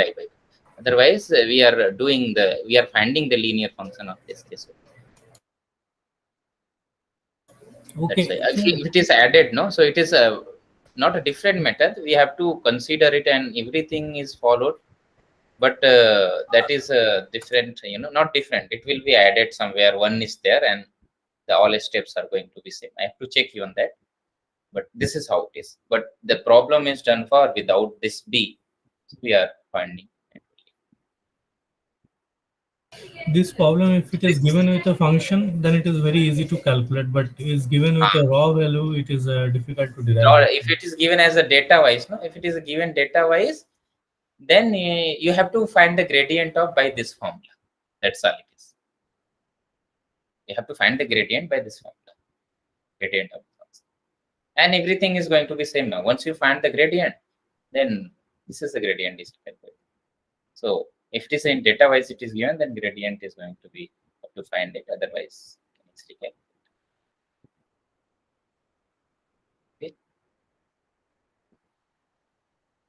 this is one application. So this is one application, and the application is here we are solving the problem, not able to see the application directly where it is happening. But if the proof it is said in the proof it is used that at all convex function. Our loss function is a convex function, and by that way, in the proof, if you see, the loss function is the uses this property, the third property, the inside the linear one, and the outside is convex. And using that, it's concluded that okay, the minimum is going to be attained at a particular point. Means then by theorem it said that okay, by theorem it attained the minimum where. But the problem is how we'll get that minimum. So that's why the gradient descent algorithm is followed to get that. We'll do by the iterations. We'll not do directly. We'll do by the iterations, and that is the machine learning. You have the data is given. Using the data, we'll learn using the data. We'll learn and we'll finally found or we'll build our linear function w x plus p. Using the data, we will. Sir, So let's. there in that equation, the W transport x plus b, just asking out of context, if it says some categorical scenario that bias is positive, negative, or neutral in a linear regression situation, how to interpret that, sir? Like if it says bias is positive. So bias is positive then? Sorry, I didn't question. No, I'm just asking. In some financial statement, they are publishing the financial data, and if they say that bias is positive, and then they give all the data points. So, how do I understand that this in the linear regression model? If the bias is positive, means what? Bias is positive means whatever the bias added there, no, with the this is called bias. The bias means positive means the all values should be positive for this means what I will say. It's depending on. So basically, whatever we get, it is some added positive value to that, is it? Some added positive value. That is me. Okay. So you will see more in MLT. Everything will be clear to you. Once everything will be more clear. Just try to understand this at least mathematical part. Very much clear to in MLT. Let's do the last problem. Sorry. So what is the learning rate for the previous question? Learning rate is 0.1. 0.1.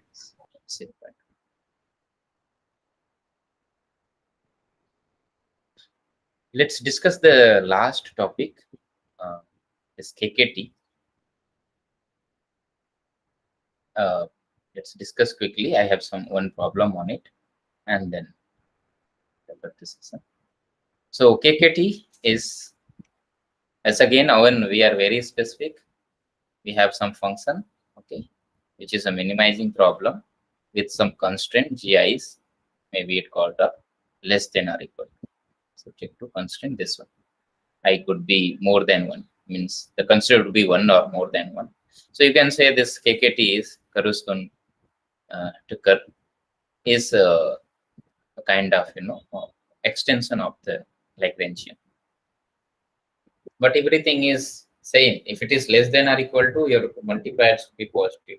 If your if your constraint is equal to, in that case your multiplier is anything. That's why it is separately done. Let's say here is, let's see that here is. So here is, in the case of Gx, is actually less than or equal to, and Hx is equal to constraint is there, Hi is, or H and G is there. So if it is this case, if Hi is and G is, so here should be I is and G. So if this case is there, then the multiplier could be of any number. So that's why in dual feasibility, you will only see the UIs because we want that is positive. Okay, so that is random matter. So means here a question would be of this case, minimize the problem. There some constraint would be given. It could contain inequality constraint and it could contain equality constraint. So if you see, remember the multiplier, we'll do the gradient of it, and plus lambda time, if you change that, minus gradient of g. If you write to right side, this is gradient plus lambda time gx is equal to 0. This is what it is. So if so many constants are there, so some here is lambda is changed by uy.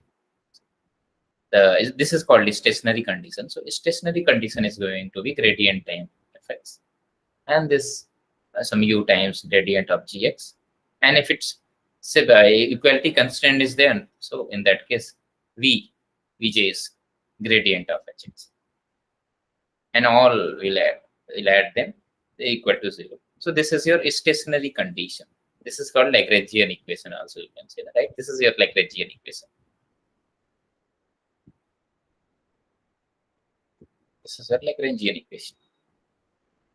Now, or maybe a stationary condition. Now complementary slacknesses says that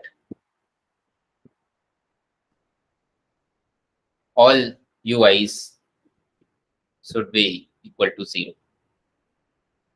And primary feasibility is exactly your this one.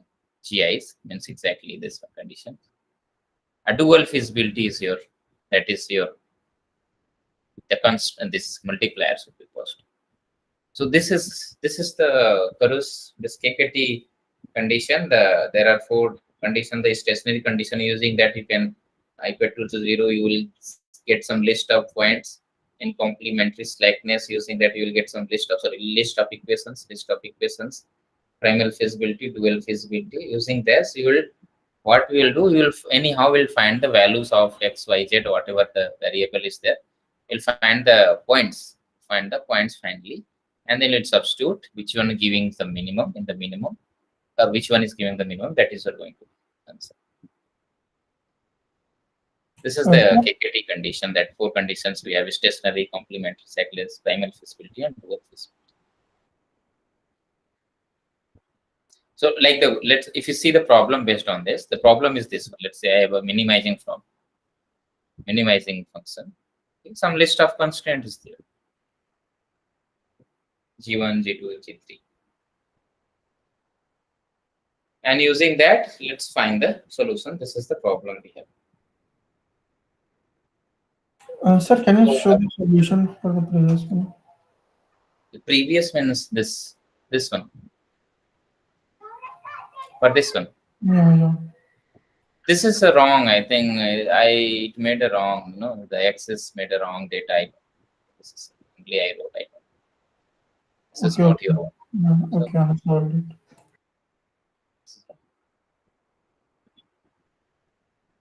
So this is the objective function, and these are the constraints we have. So if we start solving this, so we can solve. Last time I was discussing, in place of KKT, if you have a 2 variable, then in place of solving this, you can solve by the graph method.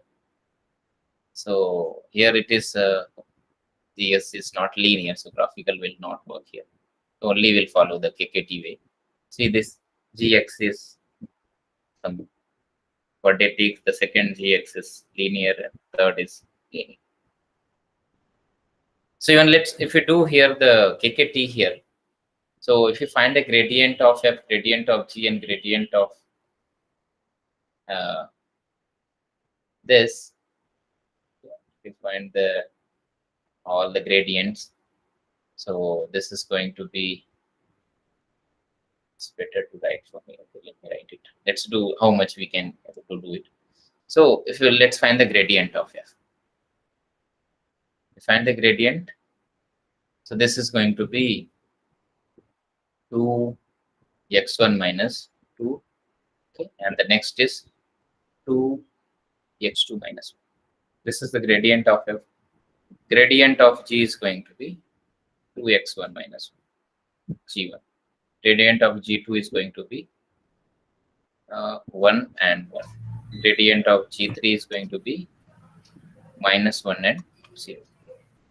Sir, These are the when we do the derivative of the first one, x1 minus 2 square, is it not first time it will be x minus 2, and one more time we have to do a derivative of x1 minus 2.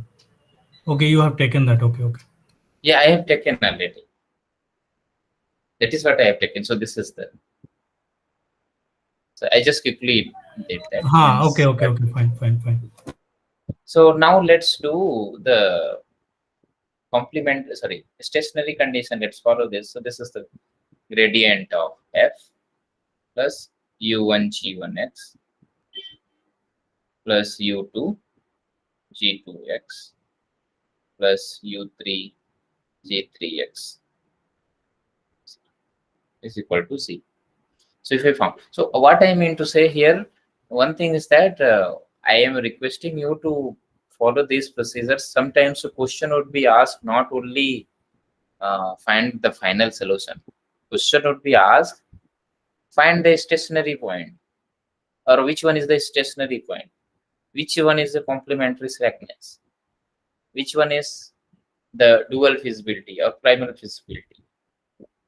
Option would be given like this. So in that you have to choose, you have to follow the all procedure so that you are able to choose properly. Like which one is the Lagrangian equation, or maybe Lagrangian equation is given, which one is your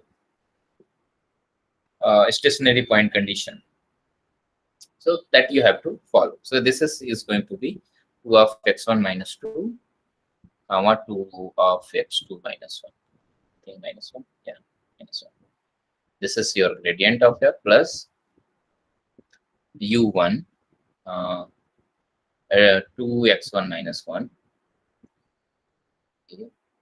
plus u2 1 1 plus u3 1 minus 1 0. This is what it is. So here is one thing is missing. You can say x1 x2 is all are positive. Even if you want, we can skip the x3. No, this we can skip, because here is anyhow x1 is greater than 0. We can, if you don't want, we can skip and we can only take these two and solve. Okay. Otherwise, let's move ahead with this one. No matter. So this is going to be now. So this is equal to 0. So that means here 2 of x1 minus 2 plus 2u1 x1, right? This is x1 plus u2 minus u3 is equal to 0. One equation you got. The second is 2x2 minus 1 plus I think I missed that here, 2x1. There is 2x1 minus 1. So this is minus u2, sorry, minus u1 plus u2 is equal to 0. So from a stationary, we got two equations. Okay. Now let's use this. The next equation is complementary slackness. Complementary slackness is gi is equal to 0. So we got two equations. Next is u1, g of 1. So which is x1 square minus x2 is equal to 0. This is the one. Let's say this is third one, u2, and then g2, x1 plus x2 is equal to 0. And the next is u3, g3, which is minus of x3 is equal to 0. 4, 5. So by this is our complementary slackness. And primal feasibility will help. It will not help us much because there is inequality. Dual feasibilities will also not help us much. So only using these 1, 2, 3, 4, 5 equations, let's solve and find the value of x1, x2, and x3, and maybe even the multiplier also. And the condition is that u1, u2, u3 are greater than 0. This is our dual feasibility condition. And primal feasibility is also less than or equal to, that is fine. So now what we can do here, can we solve easily here? Will this be tough? You have to take cases, no? So how we can now, like here is, this tells you u3 is equal to 0, or x3 is equal to 0. So x3 is 0 and u3 is 0. x3 is what it is. x3 is not there. Sorry, x2 is there. No. Sorry, x1 is there. This is x1. So it says that x1 is equal to 0. So if u3 is 0, will anywhere it will help. This is 0. Okay. And okay, so we'll get here if you, sorry, u3 is 0 means this portion is 0. We'll get an equation 2 of x1 minus 2 plus 2 of u2 plus, sorry, u1 x plus u2 is equal to 0. And here is 2 of x2 minus 1 plus u1x. And here is minus of u1 plus u2 is equal to 0. So this is already, so this is what equation we got. But if u3 is 0, then not helping much. Okay, this is what it is. If we use this one, u2, if we assume u2 is equal to 0, then this will be here and this will be here. Even if we combinedly go u3 is equal to 0 independently, or u2 is also 0, then here if u1 u2 will assume here, so by this way we'll get a relation between u1 and x1. All, if we assume all are 0, like here all conditions give us u1 and this one is 0. If you assume all u1 u2 and u3 is 0, then in that case this will give, and this will give a value which is 2 of x2 minus 2 is equal to 0, and here is 2 of x2 minus 1 is equal to 0. So by that way we'll get here x1 is equal to 1, sorry, 2, and x2 is equal to 1. If we assume all are u1 u2 u3 all are 0, in that way we got at least one value x1 and x2, which is x1 is equal to 2 and x2 is equal to 1. So this is, we can calculate here the one critical point 1 and 2, sorry, 2 and 1. Okay. Any other? Now next is other critical points. Sir, from 3 we can say x1 square is equal to x2.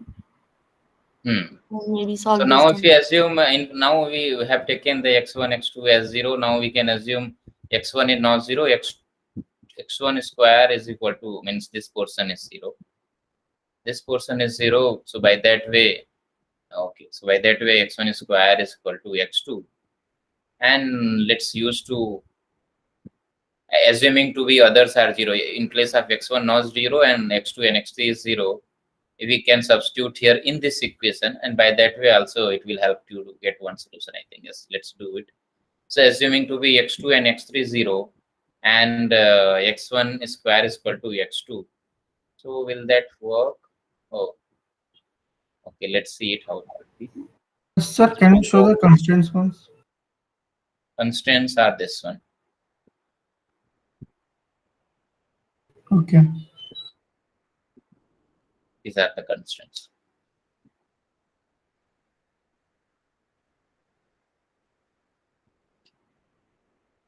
So I mean to say here, anyhow we have to do some permutation combination and have to find the final answer. So like here we got one solution, 2 and 1, and if you try to substitute with this 1 and 2, will this work? So let's see that. I started with, let's see the solution. I don't know how it could be even, so it's actually taking time. So if you see here, that is what here we got one by one, which is the first equation, and second equation we got here. And primal feasibility is collection of this all, which is this one, and the complementary slackness is, this is what we are now using. So I listed all the dual feasibility. This is all listed here. We all collected it here. Okay. It's time taking. So let's see now. Next is now from the this one. saying to be the complementary slackness. No, we have this one, these two. One is this one. Okay. Sir, Yes. what's the first solution we got? X2 is The equal first, to 2, right? yeah, And 2 and 1. We got 2 and 1.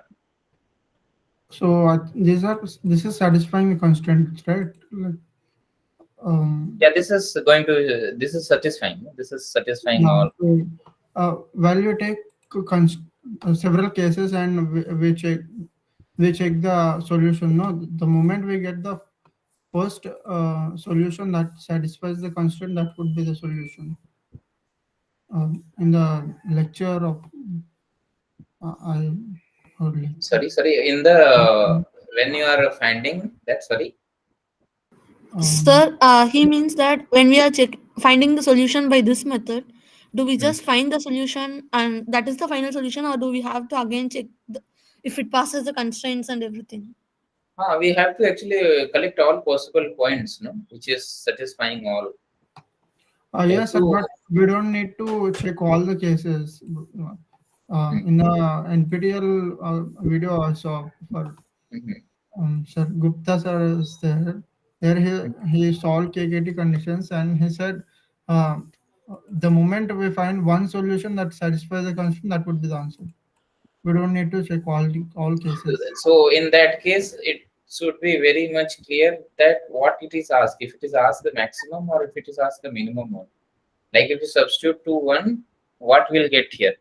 So there is a, if you substitute here 2 and 1, so this will be of a 0, and so we are getting only the 0. The minimum is 0. Okay. So here the minimum value of the function, which is only the possible, if you are getting here the 0 minimum value, that is okay. 2, 1 is actually giving because the minimum value of it, right? If this is a positive function, this is a positive or equal to 0. So yeah, it's once we substituted this point, it's giving actually the minimum one, that is 0, 0. Okay, this is the minimum we got 0 because that is the minimum one. But yeah, without I didn't thought, but yeah, but the possible thing is you have to check the other things. Is there any minimum? But our case is we got, by luckily here it is the 0, 0, and that is the conclusion here. But the thing is, there could be sometimes you are not getting 0 if you substituted and you didn't get 0. So there could be other point which have the minimum. It's lesser than values. But yeah, for our luckiest thing is there, we substituted and we got that because it's satisfying the feasibility. But this is not satisfying the first constraint. It is there, no? X1 square minus x2 is less than or equal to 0. X1 square is 4. And 4 minus 1 is 3, which is not less than or equal to 0. So we should not take this solution. Okay. It is not satisfying the complementary slackness condition. This one. Sorry, this primal feasibility is not satisfying the primal feasibility. Okay. So what about the other points? So let's see the solution. Let's see what are the other possibilities are there. Sir, any tips on how to approach this problem during exam, sir? So during the exam is the only way is you have to. So the best thing is that either go with the graphical, or it's lucky that like I chooses very complex problem. This is a very vague square is there, but if it is exam, the question would be asked in the not a variable content. It should be once you derivate it, it will be a constant type so that you can easily do.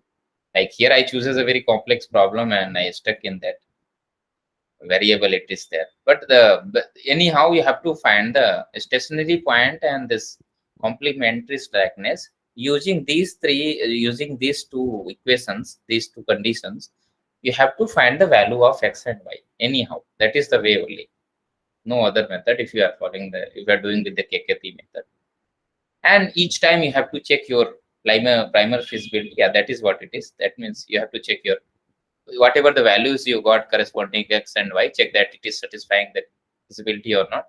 Also, your lambda values are within this dual feasibility condition or not. If you all is set, just substitute the function value. Okay, just substitute in the function, and whatever the values you are getting, if it is a minimum one, choose that one, and that is your minimum value.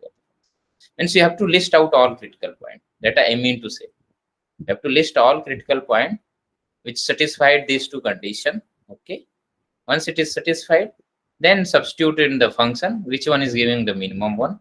That is your answer. Sir, for exam point of view, this is important to, I mean, last moment I'm just asking because it looks like time taking and intensive calculation is involved. See, I chooses the big problem, that's why it is time taking. But if it is exam case, in your case, it is going to be not so complicated. Like as here, I chooses the 3 constraint. Generally, it was given 2 constraint with the simple expressions, so that you can solve easily. The main purpose is you at least to checking, you know, the KKT conditions. So that is what I asked. Sometimes the problem solving is not. The main thing is that you should to know these all conditions. Using this, you are able to check your correct answer. You are able to find the correct options. Which one is a complementary setless, which one is a stationary one, and other things. Sir, finding all critical points, no, in this case, it would be like a nightmare. It is because I randomly chooses this problem, and I just came to even I didn't take this to I know it will be solving this is a very big problem. Even I didn't. I'm solving first time in front of you.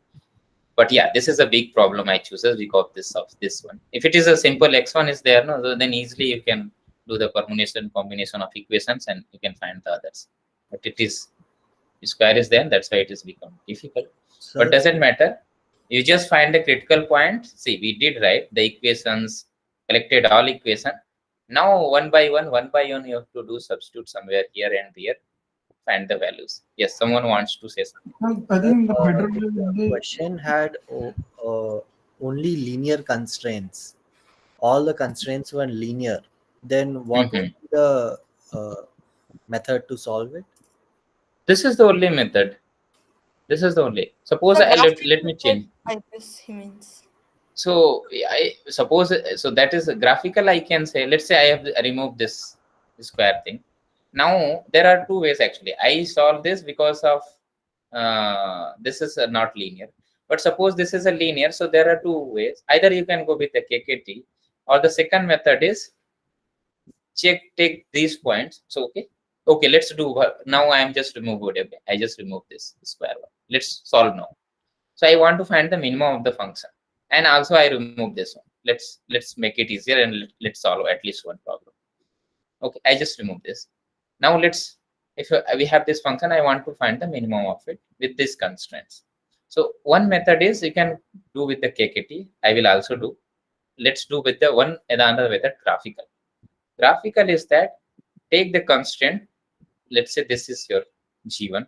So G1 is x1 minus x2 less than or equal to 0. G2 is your x1 plus x2 minus 2 is equal to less than or equal to 0.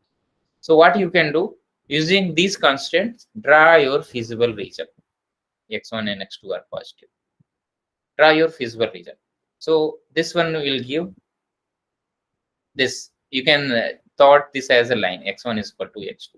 So draw this line. Draw your feasible region. This is your line.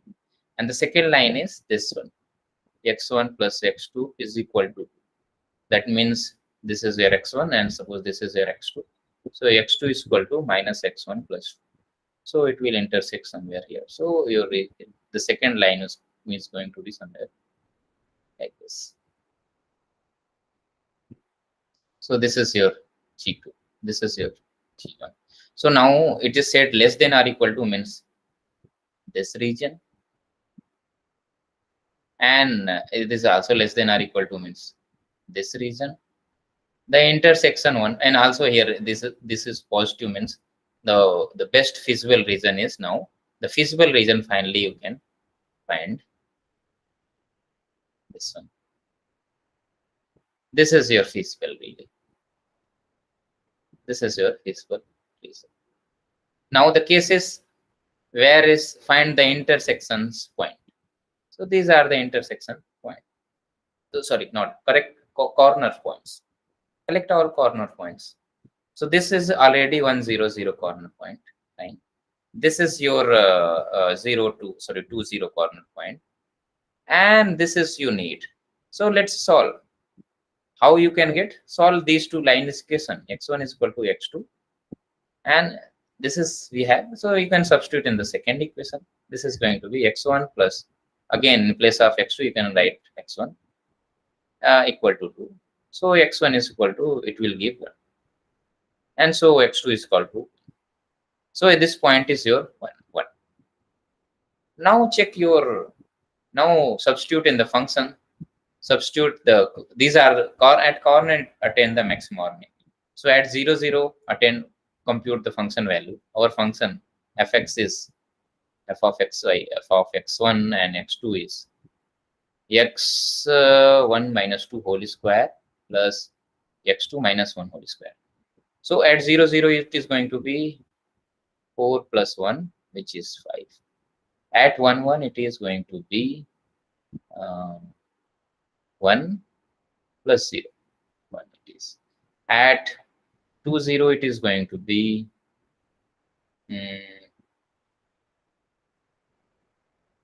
sorry, at 1, 1, it is going to be, yeah. At 2, 0, it is going to be again, this is 0 and this is 1. So this will give 1. So the function, minimum value of the function f is going to be 1, and it attains at 2 points, either 0, 0, no, it attains at 1, 1 and at 2, 0. Okay. Is it clear? Is it clear? Yes, sir. I met the problem is here. So by chance, so the most probably their question is given in the 2 variable case, and just draw your feasible region, find the corner points and substitute the values according to that, where we have the minimum one, get that, and answer is. Or else we'll just we just have to solve all the KKT conditions. We have to write all of them and we just have to solve. And the second way is you have to follow, if you want to follow the KKT, so KKT you can follow. So find the critical points. So if you want, I can, let's solve this critical point by the critical points. So I have our function, which is x1 minus this square plus x2 minus this square. Okay. And g1 is your x1 minus x2 is equal to 0, and g2 is our x1 plus x2 minus 2. This is less than or equal to this. So we have already calculated gradient of f. Let's calculate even. This is 2 of x1 minus 2 and 2 of x1 minus 2. This is our gradient. Gradient of g1 is going to be 1 minus 1, right? Yeah, this is right. x1 minus x2 is there. And yeah, gradient of g2 is your 1 and 1. Now, stationary condition, gradient of f plus u1 g1 plus u2, u1 gradient of g1 plus u2 gradient of g2 is equal to 0. So let's do it here. So this is 2 of x1 minus 2, okay, comma, 2 of x1 minus 1, okay, plus u1, 1, and see, now it is, there is no variable. So be sure that. Otherwise, the question could be asked very complex. Even I started within for 2 hours, I took the complex problem. But for exam prospectus, it's given constant so that you are able to understand. At least you are able to do that if you know the KKT. And this is equal to 0. Now see, this is 2 of x1 minus 2 plus u1 plus u2 is equal to 0. This will give the first, this one, this one, this one. And the second one is 2 of x1, x2. This is x2. x2 minus 1 plus, no, this is your minus u1 plus your u2 is equal to 0. And other, these two equations you have, the complementary slackness, now u1 x1 minus x2 is equal to 0, u2 x1 plus x2 minus 2 is equal to 0. So 3 and 4. You have a 4 equation now easily. Let's use this 4 equation to solve. So the first thing is you can assume u1 is equal to 0 and u2 is equal to 0 from here, right? And then you can substitute, and from here you can get 2 and 1, which is not not case, which is not satisfying, which is already we have checked, complementary cyclic, which is not satisfying. Now what is that? So You can x1 minus x2 sir. Sorry. By 3 x1 minus x2 is equal to 0, sir. So x1 equal to x2. Now we can assume now here, if we assume, okay, u1 is not equal to 0, so this is going to be x1 is equal to x2, and in the second condition you can assume x2 is equal to 0.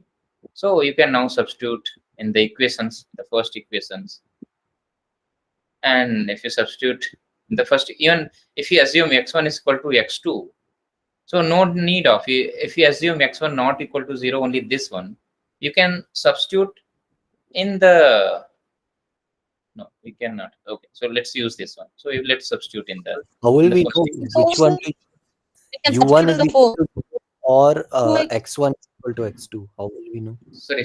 1 minute. Yes, one by one. Sir, how will we know which condition to use? u1 is equal to 0 or x1 is equal to x2? No, no need to know. This is a condition. No, you have this equation, you have this equation.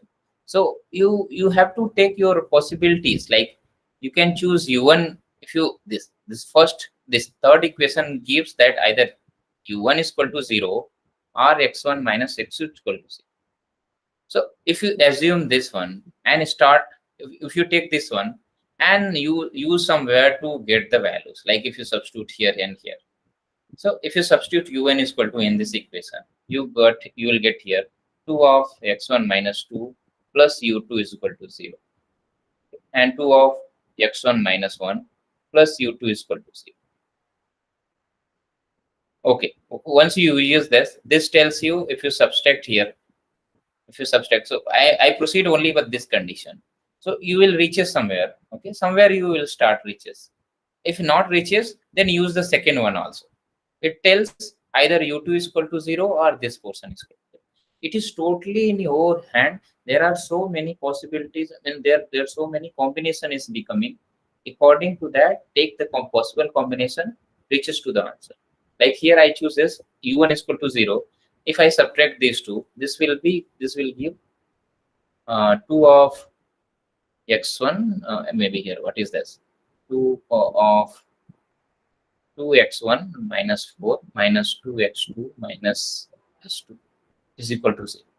So this will be 2 of x1 minus 2 of x2 is equal to, right? Or x1 minus x2 is equal to 1. This is what we got. So we have this x1 minus x2 is equal to 1. Will this be, we can use somewhere? Are we able to use somewhere this to get some values of x and y?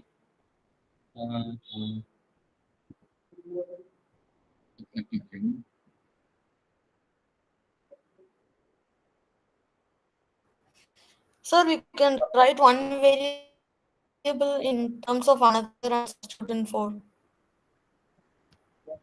Okay, it is not helping us much where we can use it. So now next is, it is not helping us. So now you can drop it. Let's take this one. Okay, now we can assume, okay, u1 is not equal to 0. x1 is equal to x1 minus x2 is equal to 0.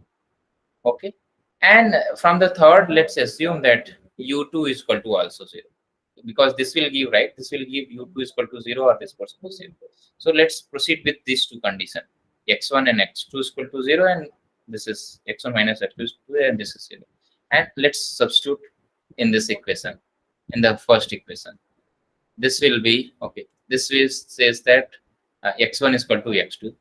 So here is 2 of x1 minus 2 is equal to minus plus, and this is u1 is equal to 0, and then let's substitute here in place of x2 x1. So this is 2 of x1 minus 1 plus minus u1.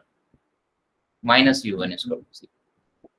Okay. So yeah, this is a system of linear equation. This will surely give at least one answer.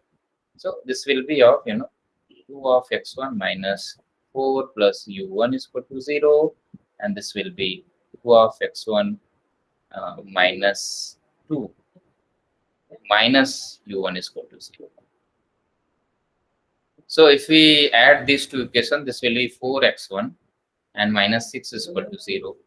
So x1 is equal to, okay, it's giving very, I thought maybe it would be give answer.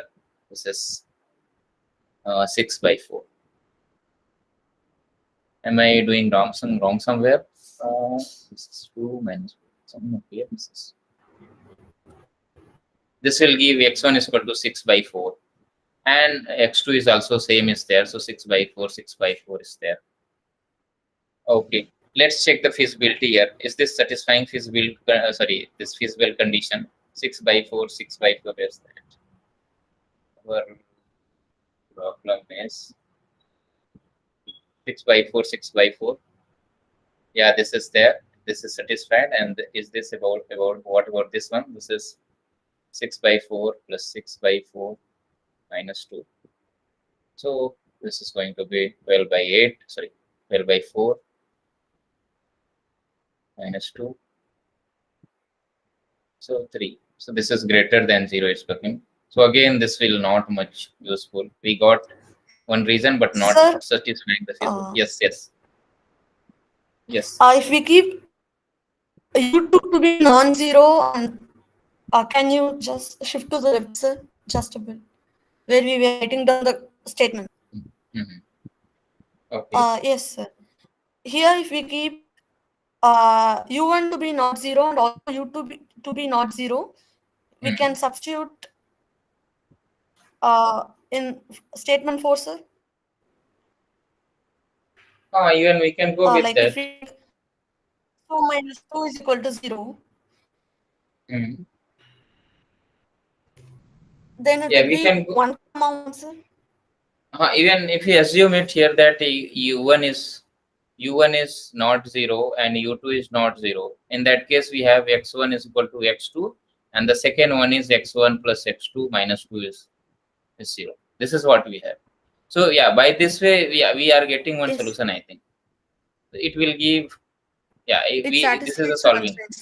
This will be one answer. So okay, this is one answer will give. This is, I think, one will give. Now let's check the feasibility. Okay, is this satisfying the feasible condition? 1 1. So yeah, 1 minus 1 is 0, and 1 plus 1 minus 2. Yeah. So yeah, this is within the feasible region, and 1 point we got 1 1. Similarly, other point also will get. Other point you can also get. This is 1 point. This is one way. Yeah, this is a good thing. Just tell me. So by this way we got 1 point. And other point also, like now assuming to be can we use now one by one. So other possible thing is that here is we used one, u1 is 0, and this one, if we assume u1 is even not equal to 0, both going to be, if we assume u1 is equal to 0 and not 0, and proceeding with this one, means here this one. So, and assuming u2 is we saw, right, u1 is not 0, or maybe even u2 is also not 0. Only we'll take the condition of 2 of x1 minus 1. Both are non-zero. u1 plus u2 is equal to 0, and the next is only we took x1 is equal to x2 condition. So 2 of x2 minus 1 plus u1 plus u2 is equal to 0. Sorry, u1 minus u2. u1 minus u2 is equal. So here is x1 in place of substituting. So now if you solve this, if you add these two equations, so this will be 4 of x1. So if you, what is this? This is going to be 2, and this is 2, and this is, no, I think, what is this? This is 4, and this is 2 of x1 minus 2. which we multiplied here, and now we are adding this. So this will be cut it out, and u2 will get here, and this is going to be this is 4 of x1 minus 6 plus u2 is equal to 0. This is one equation we got. So lot more combination is happening here. Permutation combination. See, one answer we got only one. Others is getting by this is very clear even.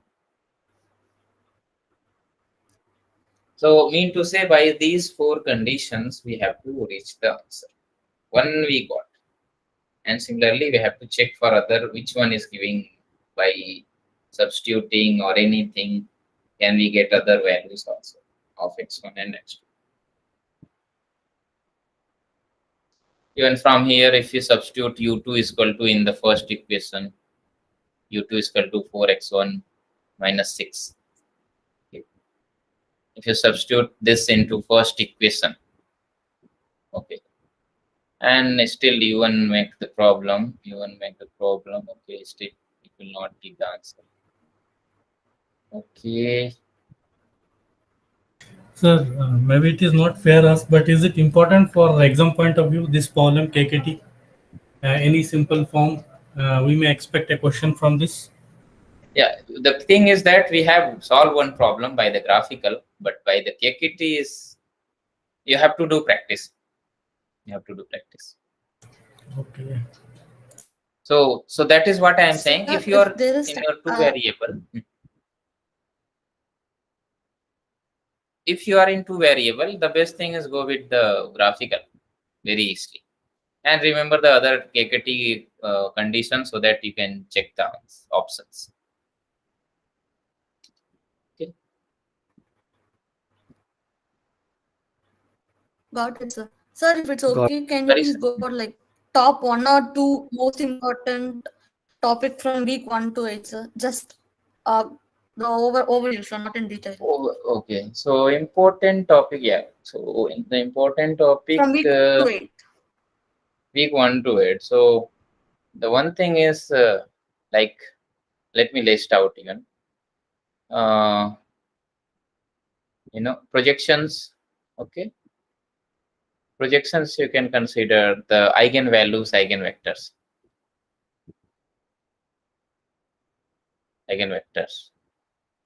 The mean to say the diagonalizability you can include in that. Diagonalizability. And next is projection, eigenvalues, eigenvectors, some properties of Hermitian symmetric, Hermitian matrix and symmetric matrices. Like if the spectral theorem for that. Okay, and what are the? Let me see the topics first.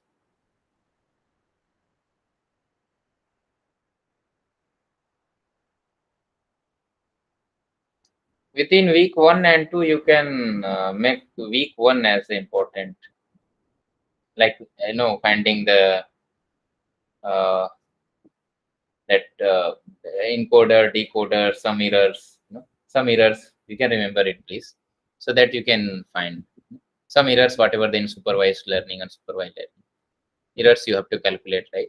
So that you can remember. Week 2 is not so, because that is a recap. Within the 4 fundamental spaces, you can at least find the null space, left null space. That is easy, that is not tough. At least null space and left null space you can see. Left null space and null space within these 4 fundamental spaces.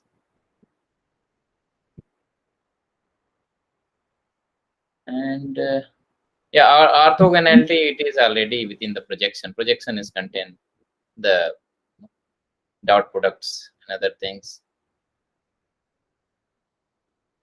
Diagonalizability is already set, eigenvalues, eigenvectors. PCA is already asked. You cannot expect from PCA much. But you can, if you remember it, that would be good. But yeah, positive definiteness is SVD is not so, but yeah, you can say the positive definite matrices. SVD is already asked. Positive definite matrices, negative definite matrices, semi-definite matrices.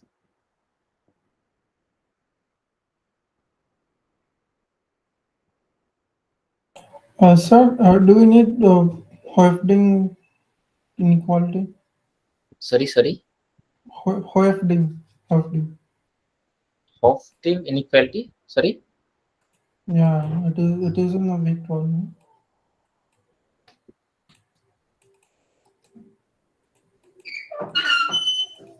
From the unconstrained optimization, at least, yeah, one is important, gradient descent algorithm. Just remember always gradient descent algorithm. This is one, I will say, important one. That, WT, at least finding the learning rate would be given, some data would be given. Based on that, try to, maybe in place of data, you use, at least you should to know the function would be given there. At least practice for the function. In place of data, you remember for the function, and then try to do WT plus 1 is equal to WT plus minus learning rate and gradient of F. Gradient of F at WT. At least for function, do some practice on for this, so that you are able to do once, able to calculate the gradient and do easily. Or So for inequality, only Markovs and Chebyshevs is required now. in the week 11, 12, markers, for inequalities, Like we can you see. just recall these two are important for inequalities, right? Sir, in the last two terms, there were more theoretical questions than numerical, sir. Will the pattern change?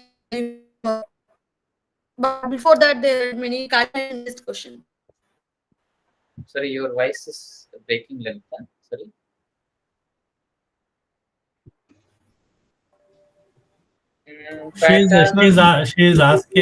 She's asking whether more numerical will be there or so more theoretical will be there. Last two quizzes we had more Medium. theoretical It could be questions. of medium. It could be of medium, not so numerically, not so medium. It could be. PCA, the data point we have done, the previous question that and PCA. These questions are very cumbersome. This calculation is so. So this, yes. Sir, I wanted to ask one question. Like, there is one type of question in which we get a quadratic equation and we have to form a matrix from that. That is quadratic forms, and yeah. So in that, is it compulsory that we have to symmetrically form the matrix, or we can distribute the xy terms? No, anyhow you form the matrix, that would always be a symmetric matrix. That should be a symmetric matrix. Symmetric matrix, because once you get that matrix, that is formed by a symmetric. If you see that how it is, if you have quadratic form x square plus 3xy plus cy square, if you form the matrix, this is going to be a b by 2, b by 2, and this is your xy. This is the xy. This is what it is. Exactly. So like if we have 3xy, then we have to like distribute like 1.5 and 1.5 like that. 3xy. Yes. This and then 1.155. Yeah, okay. Means here b by 2 is going. Okay, sir. So this is that is the meaning of studying this quadratic form. Means once you transform in the matrix format, the middle matrix means whatever the main matrix, that is always a symmetric matrix, and positive definiteness is related to that only. If you have a given general matrix, you cannot say about what about it, asking is this positive definite or not. There is no mean. Your matrix should be symmetric, and you are saying is this positive definite or negative definite. Then that is a valid question, and you should answer based on the eigenvalues. That is positive, negative, 0. Okay, sir. Okay, sir. Thank you, sir.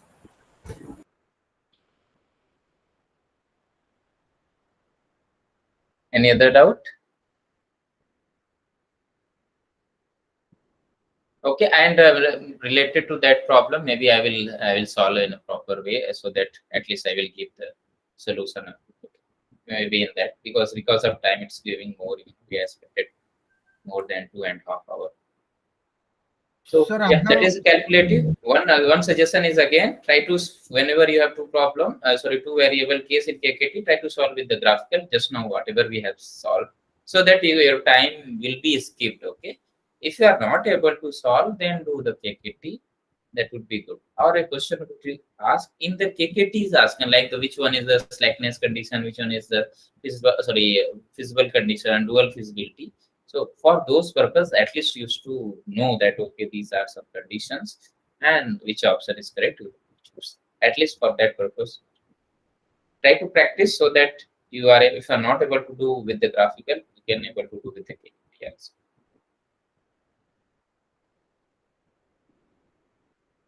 Otherwise, this graphical is really reduce your time. Means it will help you to not take much time for problem. Okay, fine. Any other doubt? Once someone. Okay, so that's all from my side. Anyone? Yeah. Sir, can you explain how to find the limits for transform? GA, yeah, someone is saying, let me see. GA question 7. Week 10 question 7. Okay.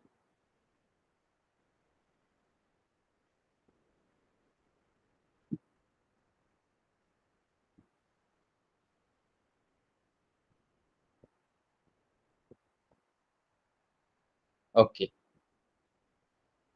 Linear programmer deal with the problems finding the vector x, minimizing given the vector given linear function this. Yes, this is exactly okay where x is ranges over the vector. So linear equation this where a is a base matrix. Choose the correct dual programming problem. Yeah, sometime problem would be given of this case. You have to change this to optimization problem like this one. So here minimizing our function. Here is this problem is minimizing our function, linear function C transpose x, where x is ranges over this, satisfying the given system of linear equation this. Ax is equal to b. So here is this. This is the objective function is now see objective function is satisfying this equation. We want of such case. No, this is going to be. So that's why if we see this is in place of C because C is thinking as if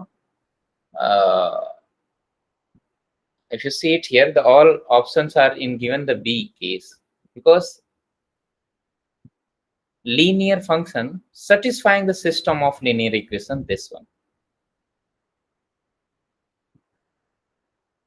Okay, linear function where x ranges over satisfying the so the question would be asked what this is an optimization problem. This is an optimization problem, but B is your kind of coefficients becoming there because x is your problem is C transpose x. We want to minimize it where x is satisfying the system of linear A is equal to B. And system of linear equation, the solution is the linear combination of columns of A, which will give B. So that's why in place of C, this is going to be B transpose x it is. Means you have to choose your this objective function. This is your objective function, and this is okay. This is a maximizing. Why it is maximizing? This is minimizing problem. Minimizing given as a linear combination. This is all about the maximizing.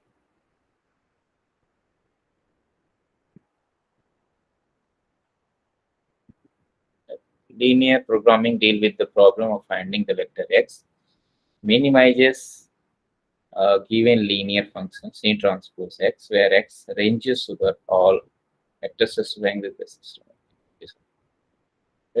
Okay, dual problem. Oh, sorry. So this is a dual problem. So your original problem is minimizing one. Okay, sorry. Your original problem is, sorry. So this is our problem, minimizing. It's asked the dual one. It said the dual one. The dual one is what is going to be? This right side. So it is actually this case only. I think it is exactly, you remember the, okay, where it is the tutorial problem, in the tutorial problem, if you remember it, that if you have a function of, objective function of fx, some function is given, objective function is given, okay, and some set of inequalities, sorry, some constraint would be given. This is, let's say, x1 plus x2 is equal to some constant, x1 plus x1 minus x2, some constant. So if you want to find the dual of it, what is dual of this portion? This portion is being the objective of it, okay, and this portion, these constants become the constant one with respect, sorry, these constant, whatever the here. Okay, so I will see it. I think it is discussed in the tutorial. See it even with the example properly discussed here. This right side become the in the dual one, it will come the it goes to in the objective, and this coefficients and the coefficients of f become the right side of it. I think it is discussed into dual problem. See how it is converted here. That is here the exactly problem. Objective minimizing from, and this is what it is. Now if you convert this, see how it is. The problem previously the minimizing one, now it become the maximizing one. These coefficients, this, sorry, right side become the coefficient of it, okay, and this 3x1 3y1, the change of variable would happen, and this 50 and 80 become the right side of the equation. Exactly, this is what it's happening in the this GA. It's asked you the dual one. There it is. It asks the dual one. So exactly, you have system of linear equation. This is the objective one. Now said that what is the dual one? So this will become your objective function, will go to objective, and minimize become the maximizing one. A is going to be your A transpose one, and the C, this C become the right side of one. So this is what here the C coefficient of C is going to be the right side of. Exactly. Are you getting it? What I mean to say, that is exactly your that tutorial problem done on that. Some objective function is given, some set of equation is given. You just need to do just see the tutorial. If you see exactly tutorial, you get the answer. Are you getting it? You had asked. Yes, sir. The objective function and the RHS coefficient shifts its places, and also Shifts. the constraints kind of transposes the constraint matrix. That is what it's here. That is what happening. So Siddhar, are you getting it that? No? Okay.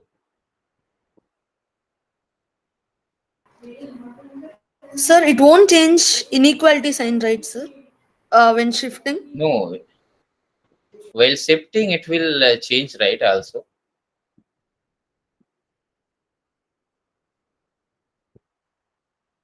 Inequality in the function inequality,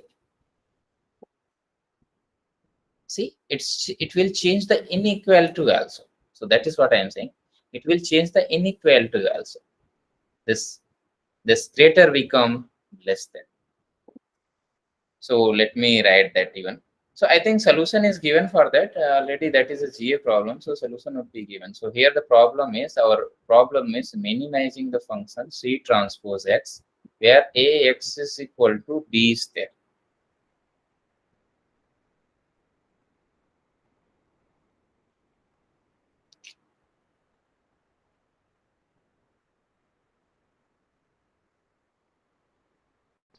What's this one? That's the problem. Let me copy it.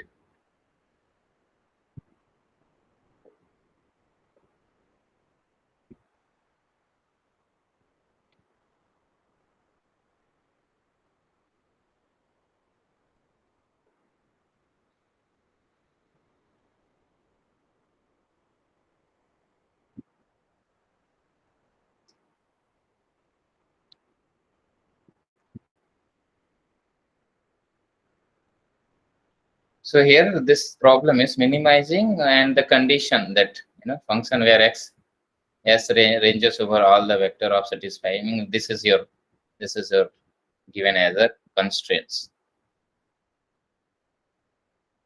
This is given your constraint. Now the dual is going to change it.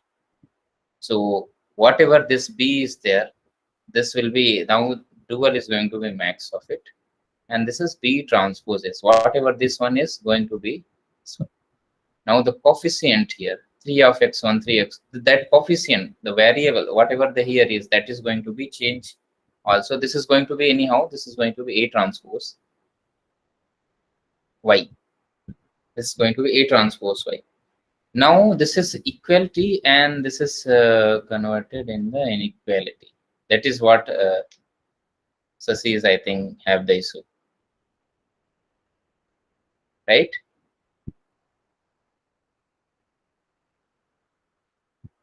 The constraint matrix get transposed. Okay. I'm sorry. How to decide the inequalities? This less than or equal to or greater than or equal to. How to decide? So less than or equal to or greater is, if it is greater than, then all becomes so. See, the thing is that to changing it. See, whenever you are doing any problem, let's say I have this one, b of x1 plus, let's say g of x1 is equal to less than or equal to 0, and g2 is given as this one, greater or equal to 0. So while changing this in, you want to change in the dual one. So see, you have to convert this in the less than. You have to fix one direction. So this is minus g2 of x. So that is here, professor is not taught so much, but you have to fix now your all in one direction. This is less than and 0, and this is minus of, this is 0, and this is g2 minus of x less than or equal to 0. You have to fix in one direction.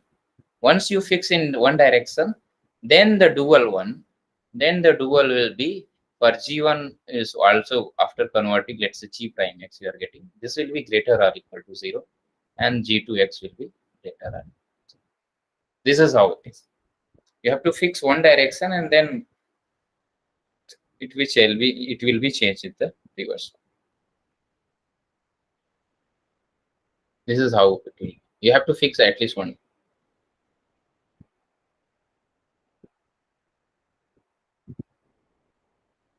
Okay, so here it is. It should be. It is given as the, yeah. This is equality constraint is given in this problem.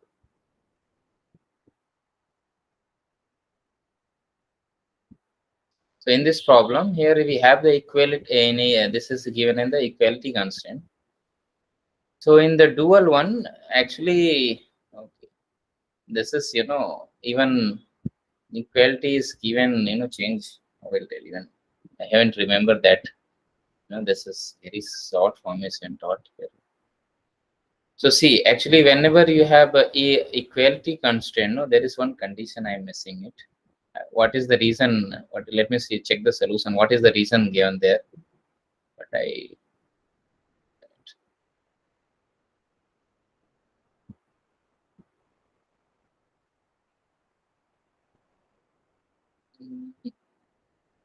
this is victim. week 9 and week 10 it mentioned. Week 10 is not there. So if it is equality constraint, then it should be in the equality constraint. If it is an inequality, then you have to convert all to less than or equal. If it is equality constraint, then actually there is one condition. In the right side, you have to add something, and the later it will be removed. So actually, I'm missing that. And if it is a equality constraint, no, then in that case you have to add something in the right side. And you have to make it inequality, and you have to make it dual. This is how it is. Okay, I will post this answer. Okay, I will post in the chat in the discourse. Okay. Whenever we have this equality, then in there is a different case. You have to make inequality, and then it is.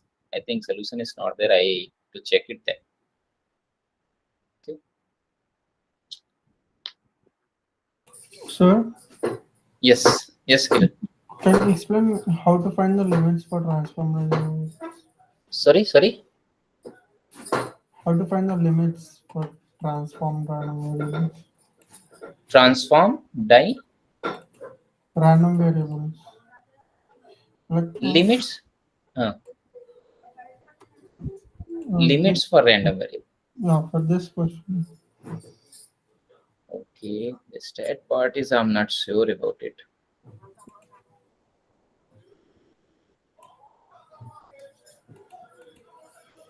Okay, this problem.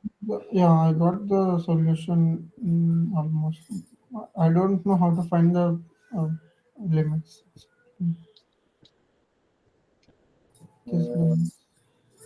This is a stat part is I'm not sure about it. I have to check it. Okay.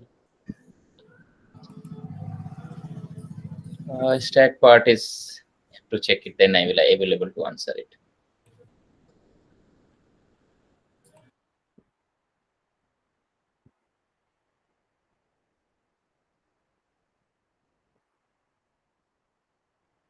What is this website? This is which is going on. What is this? It's a quiz practice, like actually. It is made by one of the student only. Okay. In the discourse, someone posted. Okay, leaving this a stat portion. Anyone have any doubt within the week 1 to 10?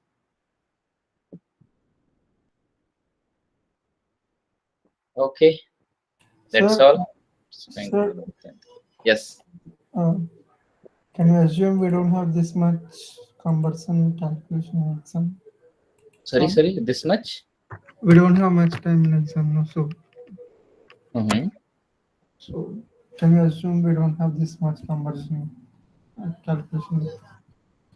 Calculations? Yeah, for PCA and for the question, for KKT also. So, time taking. So yeah, for it's depend on the question. Not going to be so hard, not so calculative. Only going to be checking the concepts.